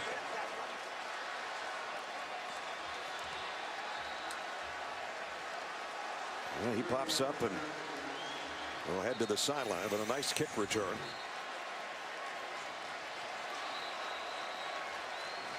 And you see that ankle getting twisted around as he's dragged down. How about Ezekiel Elliot the last half of the season? First 8 games, he averaged 88 yards per game. He got better. The offensive line got better. And down the stretch, he's been as good as there is in the Big Ten and maybe in college football running the football. And right now he's got an All-State Sugar Bowl rushing record. Here's a throwback and over the head of O.J. Howard. They tried to get a kind of a tight end screen over here, and that didn't work. Steve Miller was reading that all the way. Miller, of course, had the big play, the 41-yard touchdown off the interception. That gave Ohio State the cushion, and then Ezekiel Elliott. And a 2-point conversion has made that cushion bigger. And Alabama, remember, used one of their timeouts earlier. They only got 2. And we've only got 3:12 left in the fourth quarter. They need some big plays. Sims trying to get him one. Going long. Got White out there. DeAndre White to the 15-yard line. Boy, how do you let this happen? You got a 2-touchdown lead. You react to the double move. Watch the second move here. The safety jumped it. That was Tyvis Powell. And that's just a no-no in this situation. If you're Ohio State, nothing can get behind you. Keep everything in front. And a big opportunity here for Alabama with 2:48 left in the game. A 51-yard pass play down to the 14-yard line. Sims again. Trying to throw a middle screen, and that one ran into some traffic. Adolphus Washington might have gotten a hand on it. It was intended for Derrick Henry. The only good thing about that play for Alabama is the incomplete pass stopped the clock. Exactly. Because it wasn't going to go anywhere.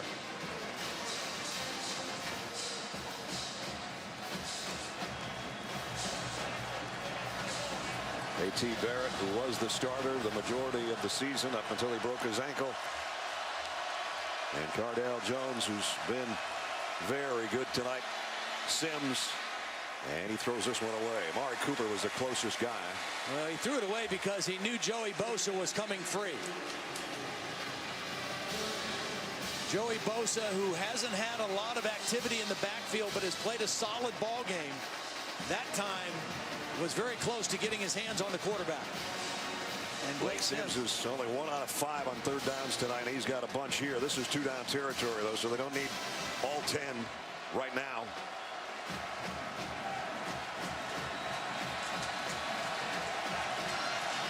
They've missed their last 7 third-down conversions. They're in desperate need of a conversion here. First down would come at the 4-yard line. Sims fires wide side, complete. And a big hit over there at the 5-yard line on Chris Black by Von Bell. And let's see where they're going to spot it. 4th and about 2, it looks like. Yeah.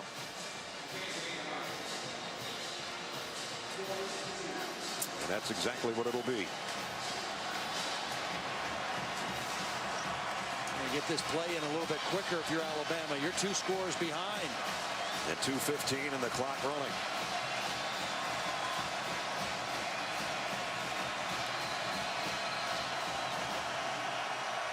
Could be ball game here if they don't get this. Sims throws, caught by Cooper, touchdown. Ohio State was trying to call a timeout. Luke Fickell was trying to call a timeout from the sideline, and they couldn't get it done. The ball was snapped, and Blake Sims is able to find his main guy, Amari Cooper, for the touchdown. Desperately in need of a touchdown. They got it. Capping a 65-yard quick strike in 1 minute and 17 seconds and 6 plays. Adam Griffith, an all-important point after is good. Wow, what a game. 1 minute 59 to go. 4th down and 2. Luke Fickell doesn't like what he sees. He wants to get a timeout called. He's trying to get a timeout called. They don't get it done. The ball snapped, and Blake Sims has his man single covered by Eli Apple. And that's a touchdown for Alabama. It looked like Luke Fickell was looking to Urban Meyer as if to say, should we use it here? Should we use it here? And then it's too late. And Cooper in the end zone again. Who's going to fill the bracket in 2 minutes? We're having fun finding out, I'll tell you that much. Oregon is there. Win over at Florida State in the Rose Bowl earlier today. So they're in the national championship presented by AT&T. Monday, January 12th, 8:30 Eastern on ESPN. It'll either be Alabama or Ohio State, but we've still got 1:59 to figure that out. And barring overtime, who knows? Maybe we'll be here a while.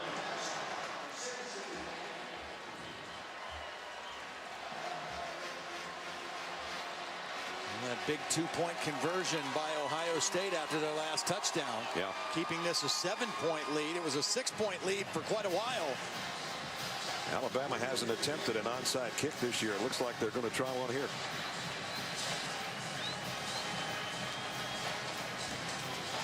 Might be different if they had all 3 of their timeouts, but I guess they're going to take a shot at it here.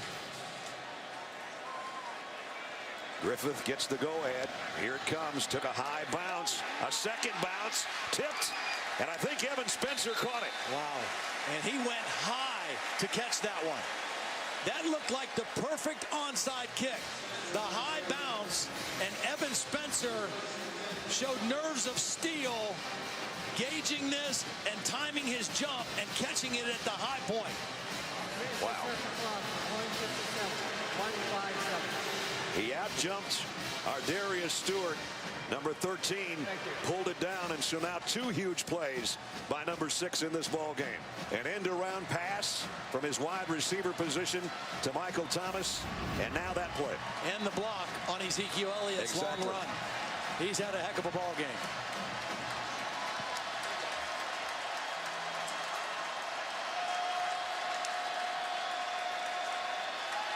.157 to go. Ohio State by a touchdown.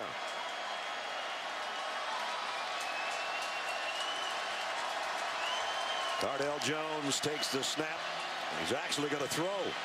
And he's going long. Knocked away. And it's Spencer, the intended receiver, and Cyrus Jones is with him stride for stride. Well, and no time used virtually on the clock. Now the 7 seconds it took to run the play, but that's it. Double move. Cyrus Jones stride for stride with Evan Spencer. And a nice play on the ball. That pass surprised me a little bit.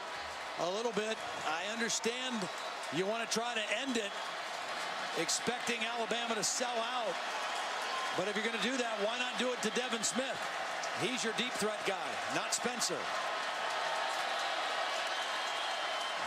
And now Ohio State's got to use the timeout and no more time off the clock. Ohio State, the first of the half. Let's take a look at tonight's Capital One pivotal performance. You can't have a performance much better than this guy's put on for us tonight. This 54-yard run down the sideline, including that hurdle job. They didn't get a touchdown out of that, but they did get points. He scored in close. And then proving he is one of the best backs in the Big Ten, if not the country. Going to look up at the scoreboard to see if anybody's chasing him. Nobody's going to catch him. 85 yards for the touchdown. You know, the other thing, Brad, about why that call was curious on first down. With 2 timeouts, now Alabama can stop the clock after second down and after third down. And Ohio State can't bleed the clock. This is going to be a run by Curtis Samuel. There's a timeout right away. And you see Trey DePriest call it immediately.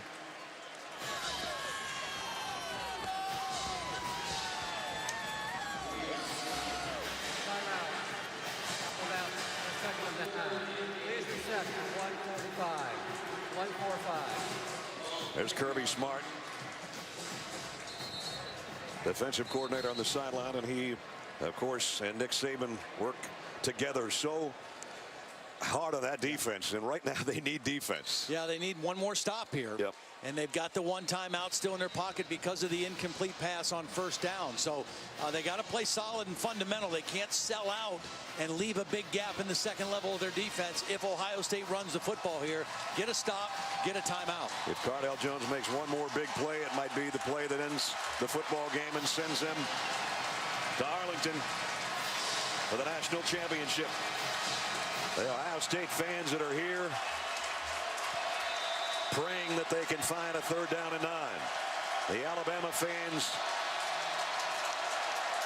thinking the opposite, and it's Jones going to run for it, and he's backpedaling, and that's about the last thing you want to happen.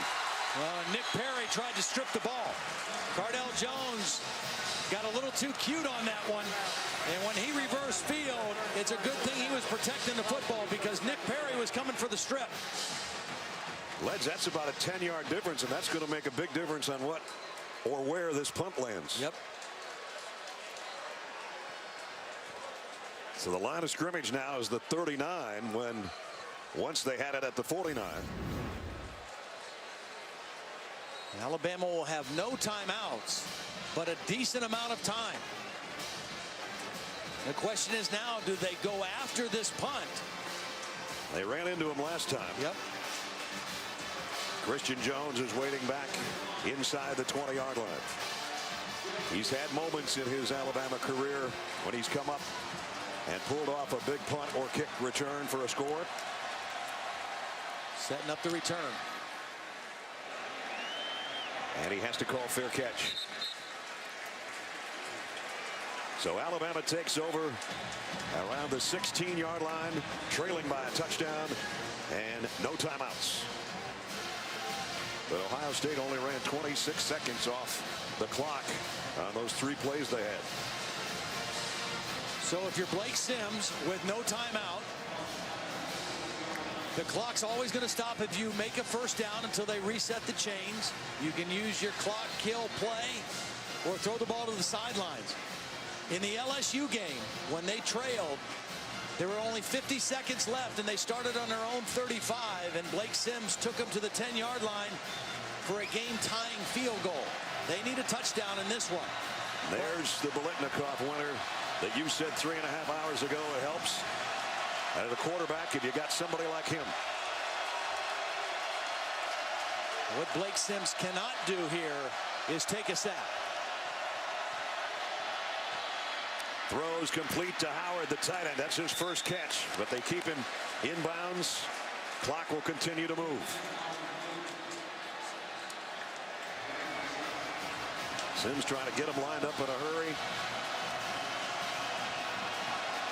Valuable time ticking off that clock. I don't know why you didn't have 2 plays called there at the line of scrimmage. This time they go to Black, and he got leveled, and the ball is out. Oh, they called it complete? Clock ticking under a minute. 3rd down, that's irrelevant. Alabama's moving way too slowly here. Sure are. Sims slants it. DeAndrew White's got it. That'll stop the clock to move the chains momentarily, but they've only got it out to the 38-yard line. Now you either got to move fast here, or you got to kill the clock here and huddle up. But whatever it is, you got to do it with a sense of urgency.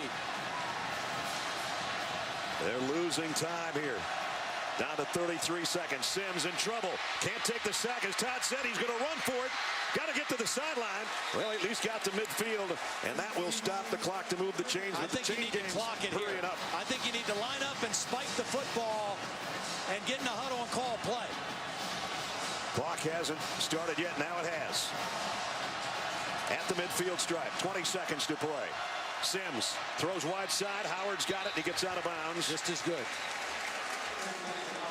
15 seconds remaining.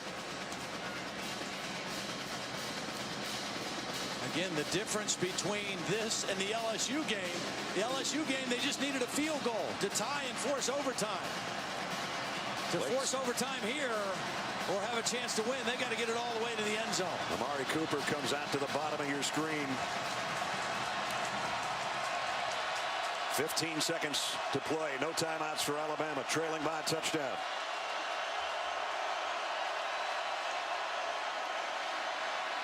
Pressure coming. He's going to air it out long.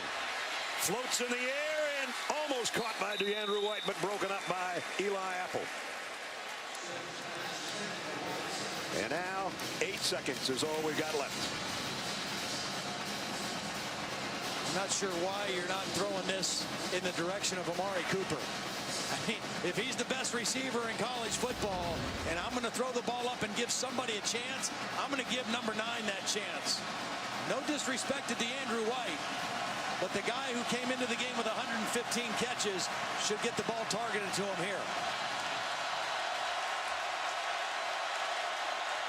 Maybe the last play. Sims. Deep. Hail Mary. Not answered. Intercepted. Ohio State's going to win it.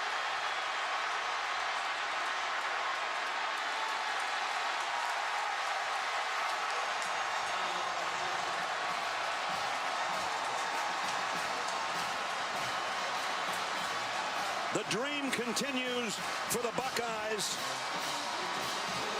The nightmare starts for #1 Alabama. They are no more.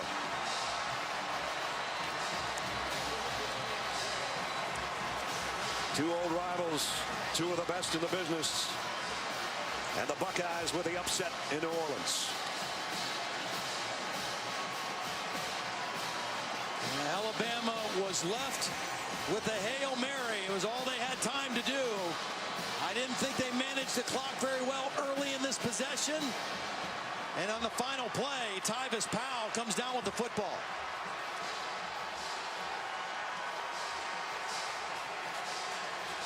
The 13th win of the season for Ohio State in dramatic fashion in what is an instant classic. Ohio State over Alabama. Let's check in with Holly. Well, Coach, you said the challenge of this game was, are you good enough? What did your team show you tonight to answer that question? We're good enough. And a lot of respect for our opponent. That was a sledgehammer game, man. That was a classic. So we are good enough. I saw you walking down the sideline, 8 seconds left, and look up like, whew. What were you thinking with that ball in the air? I just want to make sure that we're giving our kids a chance to win and close the middle of the field, because you got the best receiver in college football. We just want to make sure we get some hands on him. So a job well done. It's your third-string quarterback. I don't want to minimize Cardale Jones, but how are you continuing to do this despite all the adversity? Our quarterback's product goes around him, and got some good players around him. Future's bright at Ohio State. Ezekiel Elliot, a night for the ages. What stood out to him? Wow, he's probably the most underrated back in the country, and against that defense, I'm not sure what he ran for, but it was a lot of yards. Career high. Thank you. Thanks, Coach. Career high and a Sugar Bowl record for Ezekiel Elliot. Now we've got the trophy presentation as well as the Ford postgame coming up next. Thrilling win for Ohio State. Big day for the Big Ten as well. Final score, Ohio State 42, Alabama 35.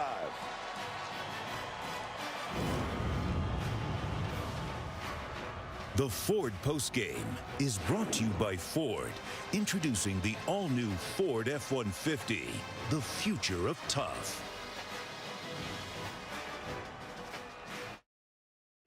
This is the Ford postgame show. Welcome back to New Orleans. A celebration going on the field for the underdog Ohio State Buckeyes. The Big Ten champions are going to play for the overall championship as they're going to meet Oregon now in Arlington, Texas on ESPN January 12th. And they'll go in. I don't know if they'll be an underdog against Oregon or not, but man, what a performance they put on tonight. Well, and remember, early in this game, it was 21-6. Ohio State had goal-to-go situations, couldn't get it in the end zone, had to settle for field goals. Game could have really gotten away from them at that point. They maintained their poise. The next time they were down there, they got to score. And from that point on, they played as the more confident team, I thought, the rest of the ball game. I'm pretty sure I know who's going to be the most outstanding player in the football game. But Urban talked about it with Holly down there. We talked about all the great backs the Big Ten has had this year, led by Melvin Gordon, who, of course, was second in the Heisman voting. But Ezekiel Elliott proved he belonged today, man. Absolutely. And he has got outstanding speed to go along with his ability to break tackles. First 5 games, 88 yards per game. Down the stretch, he was a workhorse. Over 200 yards the last 2 ball games for the Buckeyes. Cardale Jones, you can't say enough about the guy. Makes his second start. It's in a pressure-packed situation in front of a packed house that basically was about 2/3 Alabama fans, and he handled it pretty well. And, you know, he never looked out of whack. He never looked like it fazed him. You know, I don't know if it just was what you don't know doesn't hurt you in a situation like this, but he looked calm. He looked collected. Even after the interception, he kept his poise, and he made some big throws and made big plays on 3rd down throughout the night. He had 153 of that 243 throwing the football on 3rd down, and so a sensational 2 outings, 2 starts for him. First, the win over Wisconsin, and now leading his team to a victory to get them in position for the national championship presented by AT&T. Ohio State, a lot of people wondered, did they belong? Should it be TCU or Baylor or Ohio State? Well, they kind of put that to rest by what they did in the Big Ten championship game. And now 12 Gauge and company, the nickname for Cardale Jones, proves once again that I don't think Alabama's overrated, but I think maybe Ohio State's underrated. I'm not sure if that's the case or not, but certainly tonight, Urban Meyer again proven that he's one of the best around, and absolutely he's got a shot now to play for a 3rd national championship after having 2 at Florida. And I think the thing about it is they are a team that has gotten so much better as the season has gone on, and that's what you have to get into a playoff and make a run and win a championship. We saw them against Virginia Tech. They were not a good football team at that point. We saw them against Penn State. They had to go to 2 overtimes in State College to beat Penn State. They still weren't quite there at that point, but from that point on, they were as good as anybody in college football. Well, there's the man of the hour, not just the coach, but the running back. Everybody's getting their new caps and T-shirts. All-State Sugar Bowl champs on it, and maybe an opportunity to finally get another national championship back to Columbus as we get out of John Saunders. All right, thanks a lot. Ladies and gentlemen, time for our trophy presentation. We're going to get some of the players up here on the podium as we congratulate first the Alabama Crimson Tide and Coach Nick Saban on a tremendous season. But it's time to celebrate the All-State Sugar Bowl champs, the Ohio State Buckeyes. And I'm going to welcome Judge Dennis Waldron, who's our Sugar Bowl president. Judge? Thank you.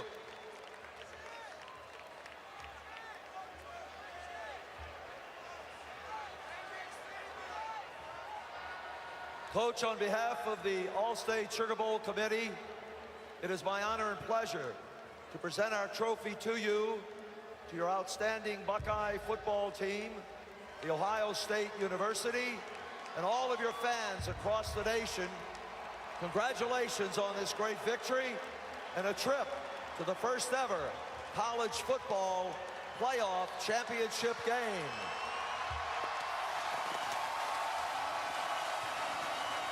Congratulations as well to Coach Nick Saban, the Alabama Crimson Tide, their university and fans for a most courageous effort here tonight. Thank you. Okay, we'll let you celebrate a little bit more in a moment, but I want to bring in Tom Wilson, the chairman, president, CEO of All-State, to make the presentation. Coach Meyer, your team brought grit and talent onto the field, found a way to win. You know, and that's the magic of college football that not only makes us love this sport, but reminds us what a great country it is. Thank you for sharing it with us. And to you personally, I've had the opportunity to do this before. I am so pleased to see you bring your talents to yet another storied program. So as you go forward next week, remember, it's national championship time. Congratulations. Go Bucks! I'm not sure if you want to try picking up the trophy. It's pretty heavy.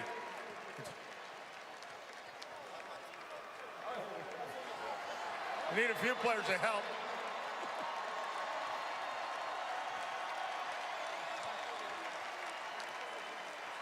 All right, let me get in here, guys, and try and talk to Coach Meyer. Coach, It was a fantastic season for you guys, and we'll talk a little bit about the route here. But first of all, very few people thought you could do this, especially with Cardale, your third quarterback of the year.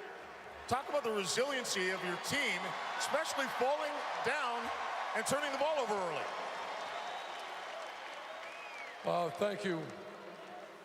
On behalf of the Ohio State Buckeyes, I want to thank the Sugar Bowl. Also thank and show a lot of respect for our opponent, the Alabama Crimson Tide. But most importantly, I want to thank Buckeye Nation for being here tonight. Thank you very much. It says a lot about you as a head coach. It says a lot about your players that you're able to lose Braxton, then able to lose JT, and still able to make it here and win this game. So what is it about you as a head coach and the resiliency of your players that are able to do something like this? This is one of the closest, this could be the closest group of players I've ever been around. And the one thing from the start of our program, there's no such thing as an excuse. One guy goes down, someone's got to go. And every time afterwards a game, we grab a hand, and we're just very grateful for the blessings to be able to play this great game where we played at The Ohio State University, and most importantly, playing for each other. That's how we did it. What impresses you most about what your team has been able to do? It's the resilience when things don't go right. And we started that game, we didn't play very well. We put our defense in bad position. I want to say 3 times. Not one time did the defense say anything other than, we're going to stop them. And so the offense, defense, kicking game worked together, and they worked together all year. In every previous season, winning this game or a game like it in the BCS would mean that you're walking off with the championship. But this year, it's a playoff. You have to win one more game to have that championship. So does that change anything about how you feel standing up here, and how do you prepare for Oregon? No, I take these guys anywhere. If we got to go play 10 more, we'll go play 10 more. That's how much respect I have for my players. And real quickly, what's your first thoughts on the matchup with Oregon, especially after seeing what they were able to do to Florida State tonight? Well, we know the Oregon program very well. We share many thoughts. Coach Helfrich is a friend, and I think they're 2 great programs, and we're going to do the best we can to represent the Big Ten and the great state of Ohio and The Ohio State University. All right, Coach, congratulations. You made a good decision to leave ESPN, I think. That worked out pretty well. All right, time now for the most outstanding players of the game, offense and defense. I want to bring up Jack Laborde. Jack, chairman of the All-State Sugar Bowl Executive Committee.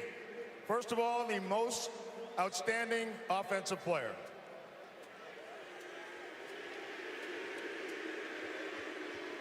I wanted to wait for that cue.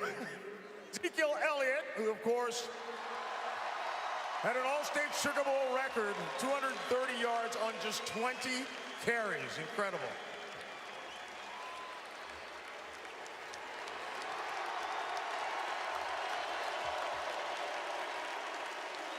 Zeke, were you surprised at your ability? You had over 100 yards in the first quarter alone. Were you surprised at how easily you were able to run on Alabama's defense? We have momentum as an offense, and our line's just been getting better and better every week. And I really have faith in my boys, and I knew that they were going out there and pave the way for me.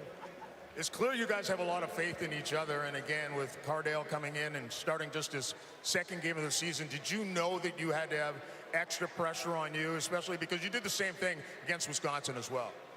You know, every game I want to come out and do whatever I can to get that W. All right, Zeke. Congratulations. We'll see you in Dallas. The defensive player of the game, Devin Lee.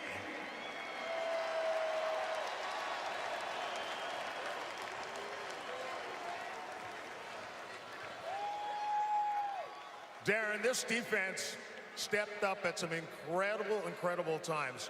The offense put you in a little bit of a hole with a couple of turnovers early. You guys took it on your shoulders after that. Oh, yeah, absolutely. I mean, we just believed in each other, just had to weather the storm, and just keep playing fundamentally sound football. So, you know, we know if we kept doing that, we'll come out on top. Are you looking forward to going up against the Heisman Trophy winner and Marcus Mariota? Oh, man, it's an honor to get to play against him, but, you know, we'll be ready. All right, congratulations. Congratulations to the Ohio State Buckeyes, All-State Sugar Bowl champs. We'll see y'all in Dallas. Brad, back to you. All right, John, thank you. Celebration continues for the Buckeyes. Someday I think they'll call that the streak by Zeke that won the football game, an 85-yard touchdown romp. And it's a 42-35 win for Ohio State. Todd and I have some final comments and wrap it up when we come back. The Ford postgame is brought to you by Ford. Introducing the all-new Ford F-150, the future of tough.